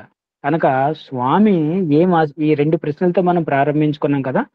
ఏమి ఆశిస్తారంటే, స్వామి ప్రేమించే వ్యక్తిలో మన లిస్ట్ ఉండాలి అని స్వామి ఆశిస్తారు. మరి అలా ఆశించడానికి మనం సిద్ధంగా ఉన్నామా? మనలో మార్పొచ్చిందా? పరివర్తన చెందామా? పరివర్తన చెందితే మార్పు ఎలా రావాలి? ఒక్క 30 సెకన్ల లైన్‌తో నేను క్లోజ్ చేస్తానండి. ఒకానొక సందర్భంలో శివం హైదరాబాదు మందిరం ప్రారంభోత్సవానికి స్వామొచ్చినప్పుడు అంటే ఈ మార్పనేది ఎలాగనే విషయం మీకు ఒక్క లైనే ఇచ్చి నేను వదిలేస్తాను ఈ మన పురోగతి కోసం అన్నమాట. ఆ రోజు చాలా మందొచ్చేసారట. మొత్తం నల్లకుంట శివ మందిరం చుట్టూ చాలా జనం తండోపతండాలుగా ఉన్నారట. ఒక ఫ్యామిలీ ఆటోలో బయలుదేరారటండి. బయలుదేరిన తర్వాత అతనన్నట్టు ఏంటమ్మా ఇంత కంగారు పడిపోతున్నారని అప్పట్లో ఇదంతా. ఆ సాయిబాబా గారొచ్చారంటే అతను అపహాస్యం చేసేట. ఆయన కోసం మీరింత టెన్షన్ ఎందుకండి నేను తీసుకెళ్తున్నారు కదా! ట్రాఫిక్ బాగా ఎక్కువుందని. చివరికి ఏమైందంటే మొత్తానికొచ్చింది. ఆ ఫ్యామిలీ చాలా ఆత్రంగా దిగి పరుగులు పరుగులు పెడితే వెళ్ళారట. ఇతనికి ఆశ్చర్యం వేసింది. ఏంటి ఆయన ఎవరొస్తే ఈళ్ళంతా ఇలా పరిగెడుతున్నారని డ్రైవరు ఆ శివం మందిరం ప్రాంగణం దగ్గర గోడుంటే, ఆ గోడ పట్టుకొని ఇలా తల పైకెత్తి చూసేట. ఎవరొస్తున్నారని. అదే సమయంలో స్వామివారు మెట్లెక్కి పైకెళ్తున్నట్టు శివం మందిరం ఓపెనింగ్‌కి. అతను జస్ట్ తల పైకెత్తి చూడడం, స్వామి మెట్లు మించి ఎక్కడం ఇదంతా జరిగి 2 సెకన్‌లో జరిగిన ఘట్టం. తర్వాత అతనొచ్చి ఆటో స్టార్ట్ చేసుకు వెళ్ళాట. వెంటనే చటాలున, ధడాలున అంటే ఒక్క సెకన్‌లో అతనిలో మార్పు జరిగిందట. అంతకు ముందు వరకు అధికంగా ఆటో వసూలు చేసే గుణాన్ని అతను ఆ క్షణంతో మానేసాట. అంత ముందు వరకు బహుశా రూ. 100, రూ. 75 తీసుకునే రేట్‌ని అతను కేవలం రూ. 20కే లిమిట్ చేసాట అప్పట్లో. అంటే అక్కడ జరిగిందేంటంటే మార్పు.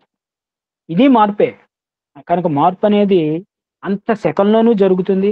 కాల పరిమాణంలో జరుగుతుంది. ఇది మన తపన బట్టి అన్నమాట.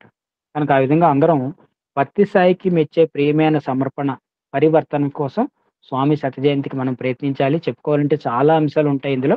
అయితే అందరూ పెద్దవాళ్ళు, సాధకులు, స్వామి అవతార వైభవంలో ఉన్నవాళ్ళు మీరందరూ కనుక, మనం మిగిలిన లీలా వైభవం కంటే కూడా ఆయన ఏం ఆశిస్తున్నారు మన నుంచి అనే దాని గురించి తెలుసుకుంటే బాగుంటుందని ఈరోజు ఈ అంశానికి పరిమితం చేయడం జరిగింది. ఇటువంటి అవకాశం ఇచ్చిన స్వామివారికి శతకోటి ప్రణామాలు తెలియజేసుకుంటాం. మన సాయి బంధువులు, అలాగే ఈ గ్రూప్‌లో స్వామి గురించి అందరికీ తెలియజేసుకునే తపస్సులో ఉన్న మన లక్ష్మీనారాయణ గారికి సాయిరాములు తెలియజేసుకుంటూ సమయం అయిపోయిందండి. ఇంతటితో సాయిరాం మీ అందరికీ కూడా.